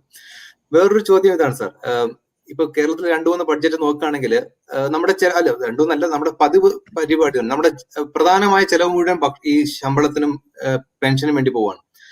വികസനത്തിന് വേണ്ടി നമുക്കില്ല, പൈസയില്ല. അപ്പൊ അതുകൊണ്ടാണ് ഇപ്പൊ കിഫ്ബി സൈഡിൽ കൂടെ സ്റ്റാർട്ട് ചെയ്തിരിക്കുന്നത്. കിഫ്ബിയിൽ നോക്കുകയാണെങ്കിലും പകുതി കൂടുതൽ പ്രോജക്റ്റുകളും ഒന്നും റവന്യൂ ജനറേറ്റിംഗ് അല്ല, ഒരു ഇൻഫ്രാസ്ട്രക്ചർ ഡെവലപ്മെന്റ് അല്ലെങ്കിൽ സ്പെൻഡിങ് മാത്രമാണ്. അതുകൊണ്ട് വീണ്ടും നമ്മൾ കണക്കെടുപ്പിലേക്ക് പോയിക്കൊണ്ടിരിക്കുകയാണ്. എങ്ങനെയാണ് നമുക്ക് കിഫ്ബി മോഡലിന്റെ കുഴപ്പങ്ങൾ അല്ലെങ്കിൽ അതിന് പകരം എങ്ങനെയാണ് ശരിയാക്കാൻ പറ്റും? ഈ പറഞ്ഞ ഈ നമുക്ക് വികസനത്തിന് ഫണ്ടില്ല, അത് എങ്ങനെ കണ്ടെത്താൻ പറ്റും? കിഫ്ബി അല്ലെങ്കിൽ മറ്റേത് മാർഗമാണ്? ഈ ക്വസ്റ്റ്യന് കിഫ്ബി എന്ന് പറയുന്നത് നമ്മളുടെ ഇൻഫ്രാസ്ട്രക്ചർ ഫണ്ടിങ്ങിന് വേണ്ടിയിട്ടുള്ള ഒരു ഇൻസ്ട്രുമെന്റാലിറ്റി ആയിട്ട് 99 മറ്റോ ആണ് ഇങ്ങനെ ഒരു ചിന്ത കേരളത്തിലുണ്ടായെന്നാണ് ഞാൻ മനസ്സിലാക്കുന്നത്, 1999. അതിനുശേഷം പല കാരണങ്ങൾ കൊണ്ട് അത് ഒരു ഇംപ്ലിമെന്റേഷൻ സ്റ്റേജിലേക്ക് വന്നില്ല. അപ്പോൾ അടുത്ത കാലത്ത് അത് ഇംപ്ലിമെന്റേഷനിലേക്ക് വന്നു, കഴിഞ്ഞ ഒരു 3-4 വർഷമായിട്ട്. ഈ കിഫ്ബി ഓഫ്കോഴ്സ് ഒരു ഇൻഫ്രാസ്ട്രക്ചർ ഡെവലപ്മെന്റിന് വേണ്ടിയിട്ട് ഫണ്ട് സ്വരൂപിക്കുക, മൊബിലൈസ് ചെയ്യുക, ആ ഫണ്ട് നല്ല രീതിയിൽ ഉപയോഗിക്കാൻ വേണ്ടിയുള്ള പ്ലാനിങ് നടത്തുക, അത് ഉപയോഗിക്കുന്നതിനെ നന്നായിട്ട് മോണിറ്റർ ചെയ്യുക, മെഷർ ചെയ്യുക, നന്നായിട്ട് തന്നെ നടക്കുന്നുണ്ടോ, അത് ഈ മാനേജ്മെന്റിലെ പ്രിൻസിപ്പിൾസ് അനുസരിച്ചുള്ള ആ ഒരു കറക്റ്റ് മോണിറ്ററിങ് ഒക്കെ നടത്തുക, സമയത്ത് അത് കോസ്റ്റ് ഓവർറണ്ണും ടൈം ഓവർറണ്ണും ഇല്ലാതെ അത് ഇംപ്ലിമെന്റ് ചെയ്യുക എന്നൊക്കെയുള്ള നല്ല കാര്യങ്ങൾ തന്നെയാണ്. കിഫ്ബിയുടെ പ്രഖ്യാപിത പരിപാടികളും അതൊക്കെ തന്നെയാണ്. പക്ഷെ നമുക്കിന്ന് നടക്കുന്ന എന്താണ്? ഒരു ഉദാഹരണം, ഞാൻ ഇൻവോൾവ് ആയിട്ടുള്ള ഒരു കിഫ്ബി പ്രോജക്റ്റിന്റെ മീൻസ് അതിന്റെ ഇംപ്ലിമെന്റേഷൻ അത് എങ്ങനെ നടക്കുന്നു എന്നുള്ളത് എനിക്ക് അതിനെപ്പറ്റി അറിയാം. വയനാട്ടിലാണ് 50 കോടി രൂപയുടെ ഒരു റോഡ് പ്രോജക്റ്റാണ്, 20 കിലോമീറ്റർ മറ്റുള്ള റോഡ്. അപ്പോൾ ആ റോഡ് തമിഴ്നാട്ടിലെ സേലത്തുള്ള ഒരു കരാറുകാരനാണ് കരാറെടുത്തിരിക്കുന്നത്. കിഫ്ബിയാണ് ഫണ്ട് ചെയ്യുന്നു. കിഫ്ബിയുടെ ഒരു എഞ്ചിനീയർ വയനാട്ടിലുണ്ട്. PWD ആൾക്കാർ ഇത് മോണിറ്റർ ചെയ്യുന്നുണ്ട്. അവിടുത്തെ MLA രാഷ്ട്രീയ പാർട്ടികളെല്ലാം മോണിറ്റർ ചെയ്യുന്നുണ്ട്. പക്ഷേ ആ പദ്ധതിയുടെ ഇംപ്ലിമെന്റേഷനിൽ മറ്റ് PWD റോഡുകൾ ഇംപ്ലിമെന്റ് ചെയ്യുന്നതിൽ നിന്ന് വ്യത്യസ്തമായിട്ട് ഒരു കാര്യവുമില്ല. ആ കരാറുകാരന് കൊടുത്തിരിക്കുന്ന കരാറിൽ പറഞ്ഞിരിക്കുന്ന നിബന്ധനകൾക്ക് ഘടകവിരുദ്ധമായിട്ട് ഒരു ക്വാളിറ്റിയും ഇല്ലാതെ ആ റോഡ് 50 കോടി രൂപയുടെ അടങ്കൽ തുകയുള്ള ആ റോഡ് അവിടെ പണിതുകൊണ്ടിരിക്കുമ്പോൾ നാട്ടുകാർ അതിന് ഇങ്ങനെ റോഡ് പണിത പരിപാടിയില്ല, കിഫ്ബി പദ്ധതി എന്നല്ല പറയുന്നത്. കിഫ്ബിയുടെ എഞ്ചിനീയറുണ്ട്, PWD നോക്കുന്നുണ്ട്, പഞ്ചായത്ത് നോക്കുന്നുണ്ട്, MLA നോക്കുന്നുണ്ട്, അതിന്റെ കമ്മിറ്റിയൊക്കെ ഉണ്ട്, അവരൊക്കെ നോക്കുന്നുണ്ട്, കളക്ടർ നോക്കുന്നു, എല്ലാവരും നമ്മൾ അഡ്മിനിസ്ട്രേറ്റീവ് സ്ട്രക്ചറിനെ പറ്റി പറയുന്നില്ല, ആ കക്ഷികളെല്ലാം ഇതിനെപ്പറ്റി ഈ പരിപാടി നോക്കുന്നുണ്ട്.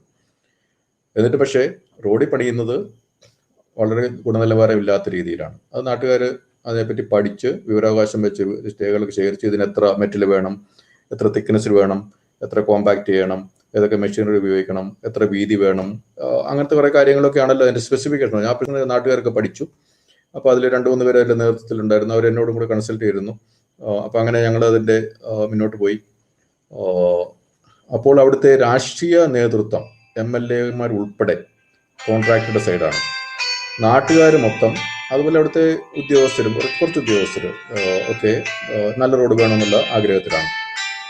അപ്പോൾ ഈ 50 കോടി രൂപ നാട്ടുകാർ ഇത്രയും ശുഷ്കാന്തിയോടുകൂടി, അതിന്റെ കാരണം ഞാൻ ഒരു 2-3 വർഷം മുമ്പ് വിജിൽനെറ്റ് എന്ന് പറഞ്ഞിട്ട് ഒരു ചെറിയൊരു ഗ്രൂപ്പ് ഉണ്ടാക്കിയിരുന്നു. അതായത് ഈ പദ്ധതി നടപ്പാകുമ്പോഴത്തേക്കും അതിനെ ഒന്ന് നിരീക്ഷിക്കാൻ വേണ്ടിയിട്ടുള്ള ചെറിയ ഗ്രൂപ്പാണ്. അതിൽ വയനാട്ടിലുള്ള 2-3 പേരാണ് അതിൻ്റെ അകത്ത് ഫുള്ളായിട്ട് ഇൻവോൾവ് ആയത്. അപ്പോൾ നിരീക്ഷിക്കാൻ വേണ്ടി. അപ്പം നമ്മൾ നിരീക്ഷിച്ചില്ലായിരുന്നെങ്കിൽ, സോഷ്യൽ വാച്ച് എന്നുള്ള പ്രിൻസിപ്പിളിൽ ഇല്ലായിരുന്നെങ്കിൽ ഈ കിഫ്ബിയുടെ 50 കോടിയിൽ 25 കോടി പലരുടെയും പോക്കറ്റിലേക്ക് പോയിട്ട് 25 കോടി അവിടെ നാട്ടുകാർക്ക് കിട്ടിയേനെ. കിഫ്ബി 50 കോടി രൂപ കടം എവിടെ നിന്നൊക്കെ എടുത്തു, ചിലപ്പോൾ ലണ്ടനിൽ നിന്നായിരിക്കാം, അല്ലെങ്കിൽ വേറെ എവിടെ നിന്നൊക്കെ കാര്യം കടം എടുത്തു. 25 കോടി രൂപ നാട്ടുകാർക്ക് കിട്ടി, ബാക്കി 25 കോടി രൂപ രാഷ്ട്രീയ പാർട്ടിയുടെ നേതാക്കന്മാർക്കും കരാറുകാരനാണ്. ആ കരാറുകാരൻ മലയാളിയാണെങ്കിൽ മലയാളിക്കെങ്കിലും ആ പൈസ കിട്ടിയെന്ന് വെക്കാമായിരുന്നു. അതുമല്ല, സേലത്തുള്ളൊരു കരാറുകാരനാണ്. മലയാളിക്കാർക്കും റോഡ് പണിയാനുള്ള ഒരു വിവരവുമില്ല, കരാറെടുക്കാൻ പറഞ്ഞിട്ടുണ്ട്. പക്ഷേ PWDയിൽ സാധാരണ നമുക്ക് A class, B class, C class എന്ന് പറഞ്ഞ് കരാറുകാരെ ഇവിടെ ലിസ്റ്റ് ചെയ്തിട്ടുണ്ട്. അവർക്കാണ് ഇത് ആക്ച്വലി കൊടുക്കേണ്ടിയിരുന്നത്. അതിന് പകരം കിഫ്ബി ആയതുകൊണ്ട് ഈ ഇവിടുത്തെ ചട്ടങ്ങളൊന്നും ബാധകമല്ല, ഒരു നിയമവും ബാധകമല്ല അവർക്ക്. അവർ ഇവിടെ കേരളത്തെ ഇങ്ങനെ സ്വർഗമാക്കാൻ വേണ്ടിയിട്ട് ഇങ്ങനെ കിഫ്ബി പദ്ധതികൾ എല്ലാ മേഖലയിലും നടപ്പായിക്കൊണ്ടിരിക്കുന്നു. അപ്പോൾ അവർക്ക് ആരെയും പേടിക്കേണ്ട കാര്യമില്ല. അപ്പോൾ അങ്ങനെയാണ് ഈ PWD മാനദണ്ഡങ്ങളും ഒക്കെ പാലിക്കാതെ അങ്ങനെ ഒരു റോഡ് പ്രോജക്റ്റിന്റെ കാര്യമാണ് ഞാൻ പറഞ്ഞത്. അപ്പോൾ കിഫ്ബി എന്ന് പറയുന്നത് നമ്മളെ നാശത്തിലേക്ക് നയിക്കുന്ന അഴിമതി, മുമ്പ് ഞാൻ പറഞ്ഞ 50% തന്നെ ഉള്ള ഒരു വേറെ ഒരു പൊതുമേഖലാ സ്ഥാപനം എന്ന് വേണമെങ്കിൽ പറയാം. ഫിനാൻഷ്യൽ സെക്ടറിലുള്ള KFC എന്ന് പറഞ്ഞ കേരള ഫിനാൻഷ്യൽ കോർപ്പറേഷൻ എന്ന് പറഞ്ഞ പൊതുമേഖലയിൽ ഒരു പൊതുമേഖലാ സ്ഥാപനമുണ്ട് ഫിനാൻഷ്യൽ മേഖലയിൽ. അതായത് ഇവിടെ വ്യവസായം തുടങ്ങണമെങ്കിൽ ലോൺ കൊടുക്കാൻ വേണ്ടിയിട്ടുള്ളതാണ് അത്. അതുപോലെ ചിട്ടി നടത്താൻ വേണ്ടി KSFE എന്ന് പറയുന്ന ഫിനാൻഷ്യൽ മേഖലയിൽ ഒരു ഫിനാൻസ് ഡിപ്പാർട്ട്മെന്റ് കീഴിൽ ഒരു പൊതുമേഖലാ സ്ഥാപനമുണ്ട്. അതുപോലെ കിഫ്ബി എന്ന് പറയുന്നതും വേറൊരു പൊതുമേഖലാ സ്ഥാപനമായിട്ടാണ് ഇപ്പോൾ അത് ആക്ട് ചെയ്യുന്നത്. അവിടെ മറ്റ് പൊതുമേഖലാ സ്ഥാപനങ്ങളിലുള്ളതുപോലെ പിൻവാതിൽ നിയമനങ്ങളും അഴിമതിയും, ഇനി ട്രേഡ് യൂണിയൻ അത് ആയിട്ടുണ്ടോ എന്ന് എനിക്ക് അറിഞ്ഞുകൂടാ. അത് തീർച്ചയായിട്ടും ആകും. കാരണം പിൻവാതിൽ നിയമനം നടത്തുമ്പോഴാണ് ട്രേഡ് യൂണിയൻ ഉണ്ടാകുന്നത്. കാരണം അവർക്ക് ഈ ട്രേഡ് യൂണിയൻ ഇല്ലെങ്കിൽ അവർക്കൊരു ജോബ് സെക്യൂരിറ്റിയുടെ ഒരു പ്രശ്നം ഉണ്ടാവും. അപ്പോൾ ട്രേഡ് യൂണിയൻ ഉണ്ടായിട്ട് സാധാരണ ഞാൻ പണ്ട് പ്ലാന്റേഷൻ കോർപ്പറേഷൻ ഉണ്ടായിരുന്നപ്പോൾ മുതൽ എനിക്കറിയാം, ഈ ട്രേഡ് യൂണിയൻ ഉണ്ടാക്കിയിട്ട് അവിടെയും പിൻവാതിലുകാരാണ് അതിന്റെ ഒരു ആവശ്യം അവർക്കാണ്. That's A need actually.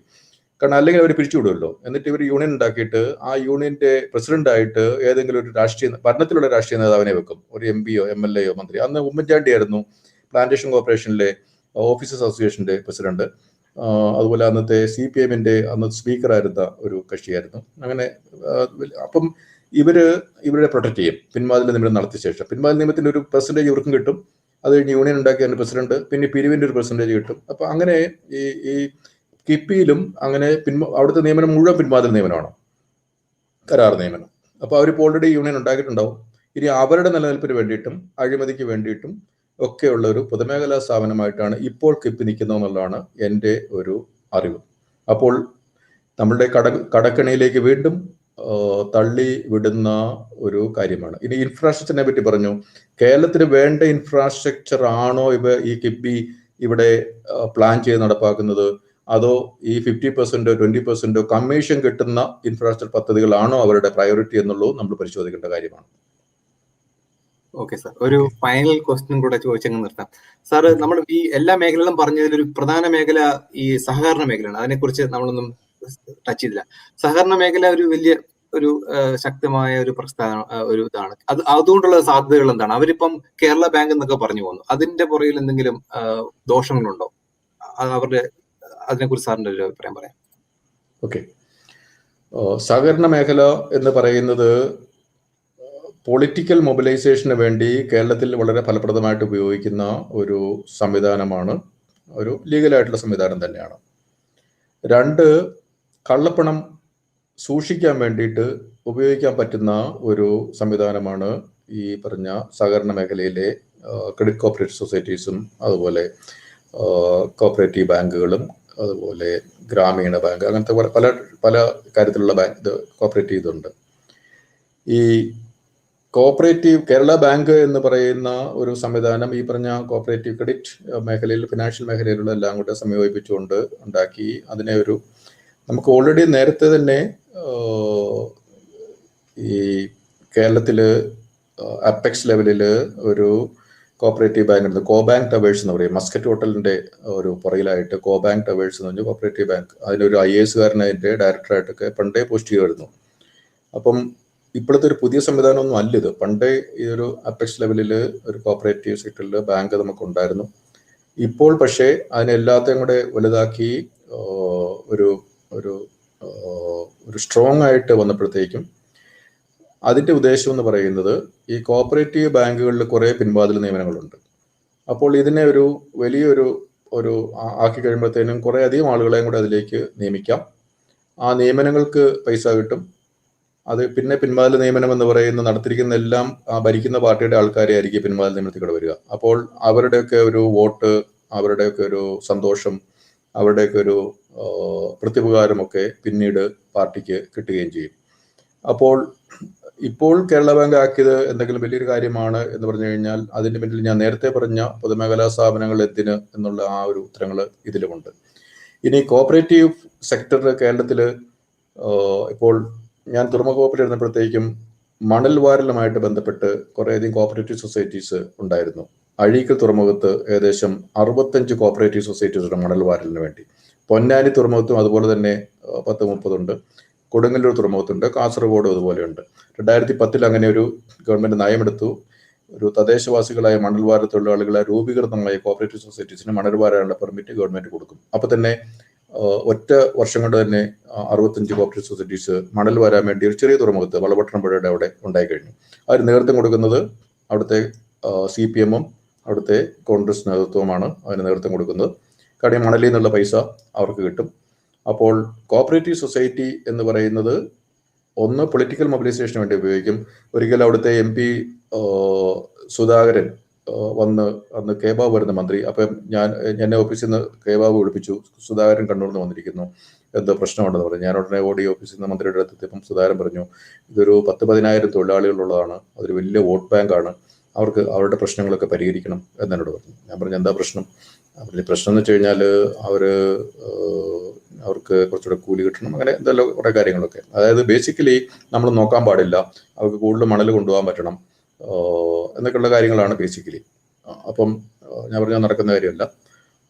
Anyway ഇത് ഒരു പൊളിറ്റിക്കൽ മൊബിലൈസേഷന് വേണ്ടിയിട്ടുള്ള ഒരു കാര്യം. അപ്പോൾ ജോലി കൊടുത്തു കഴിഞ്ഞാൽ അതിൻ്റെ പ്രത്യുപകാരം എന്നൊരു ക്വിഡ് പ്രോ ക്വോ എന്ന് പറയുന്ന ഒരു അഴിമതിയാണ് ജോലി കൊടുക്കുമ്പോൾ ഉള്ള പരിപാടി. അപ്പോൾ കോപ്പറേറ്റീവ് മേഖലയിൽ ജോലി കൊടുക്കുന്നു, അപ്പോൾ അത് നല്ലൊരു കാര്യമാണ്.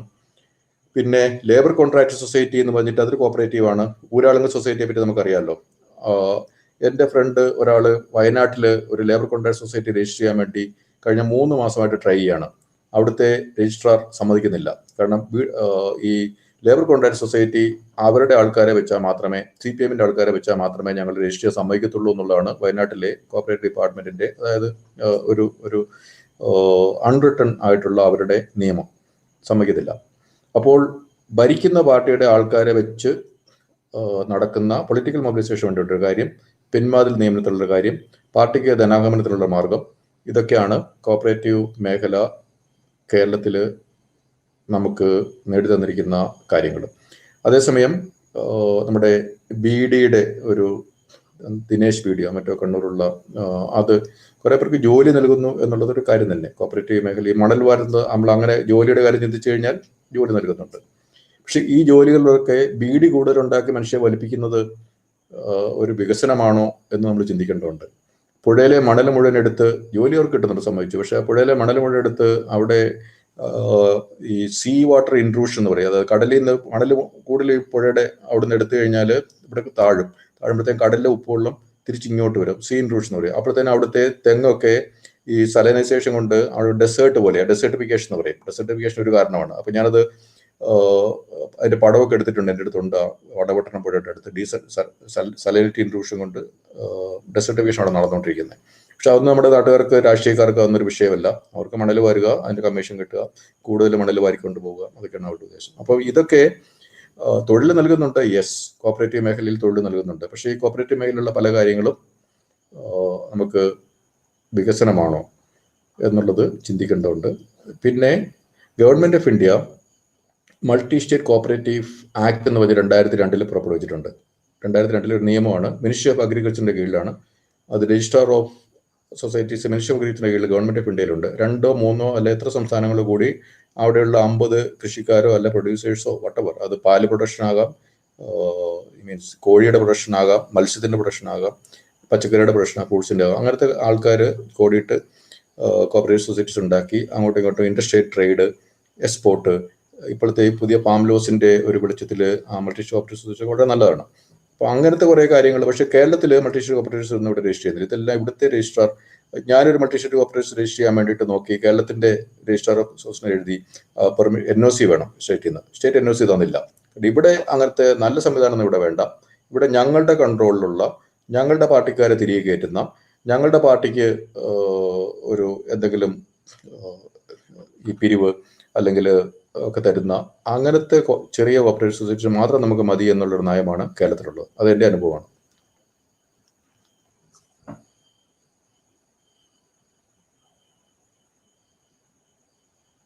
ഞാൻ മ്യൂട്ടിലായിരുന്നു, സോറി സാർ. വളരെയധികം നേരം ഞങ്ങളോട് സ്പെൻഡ് ചെയ്തതിൽ സാറ് ഞങ്ങൾ വെച്ചൊരു ചോദ്യം ഇതായിരുന്നു: കേരളത്തിന്റെ 5 പ്രധാന വികസന വെല്ലുവിളികളും അതിന്റെ പരിഹാരങ്ങളും സാർ അതിന് തന്ന പോയിന്റ്സ് എഡ്യൂക്കേഷൻ, അഡ്മിനിസ്ട്രേഷൻ സ്ട്രക്ചർ, പിന്നെ ഇൻഫ്രാസ്ട്രക്ചർ ക്വാളിറ്റി, പിന്നെ കറപ്ഷൻ, ഡിസ്ട്രക്റ്റീവ് ടെറിട്ടറി യൂണിയൻ, ഇതെല്ലാം വളരെയധികം പ്രാധാന്യം ഉള്ളതാണ്. ഞങ്ങൾക്കും അതൊക്കെ തന്നെയാണ് ഞങ്ങൾക്ക് അതൊന്ന് മനസ്സിലാക്കാൻ കഴിഞ്ഞതും അത് തന്നെ എനിക്കൊന്ന് എല്ലാവരും സമ്മതിക്കുകയും ചെയ്യുമെന്ന് തോന്നുന്നു. സാർ വളരെയധികം സമയം എടുത്തു. ഞങ്ങൾ 1 മണിക്കൂറാണ് പറഞ്ഞിരുന്നത്, പക്ഷെ സാറിന്റെ സംസാരം കേട്ടാൽ ഞങ്ങൾക്ക് നിർത്താൻ തോന്നുന്നില്ല. സോ അത് വളരെ ഇൻഫോർമേറ്റീവ് ആയിരുന്നു. അതുകൊണ്ടാണ്. അപ്പം അതിന് ഞങ്ങളോട് ക്ഷമിക്കണം. സാറിന് ഇത്രയും വലിയൊരു അനുഭവ സമ്പത്ത് സാർ വീണ്ടും പൊതുരംഗത്ത് തന്നെ നിന്ന് അത് കൂടുതൽ ജനങ്ങൾക്ക് വേണ്ടി ഉപയോഗിക്കാൻ ശ്രമിക്കുന്നതിൽ വളരെയധികം നന്ദി. സാർ റിട്ടയർമെന്റ് ഒന്നും എടുക്കാതെ സാർ വീണ്ടും പൊതുരംഗത്തുണ്ട്. സാർ വീണ്ടും വരണം. ഇത്രയും അറിവും ഇത്രയും എക്സ്പീരിയൻസും ഞങ്ങൾക്ക് വീണ്ടും ആവശ്യമുണ്ട്. ഔട്ട് ഓഫ് ദ ബോക്സ് തിങ്കിങ്ങും ബോൾഡ്നെസ്സും ഇത് രണ്ടുമാണ് സാറിൽ നിന്ന് പ്രത്യേകിച്ച് കാണാൻ കഴിയുന്നത്. ഇത് തന്നെ മുന്നോട്ട് പോകട്ടെ സാർ. എല്ലാവിധ ഭാവങ്ങളും സാറിന് ഞങ്ങളോട് ചേർന്ന് വളരെയധികം നന്ദി. Thank you so much. Thank you so much. Good night.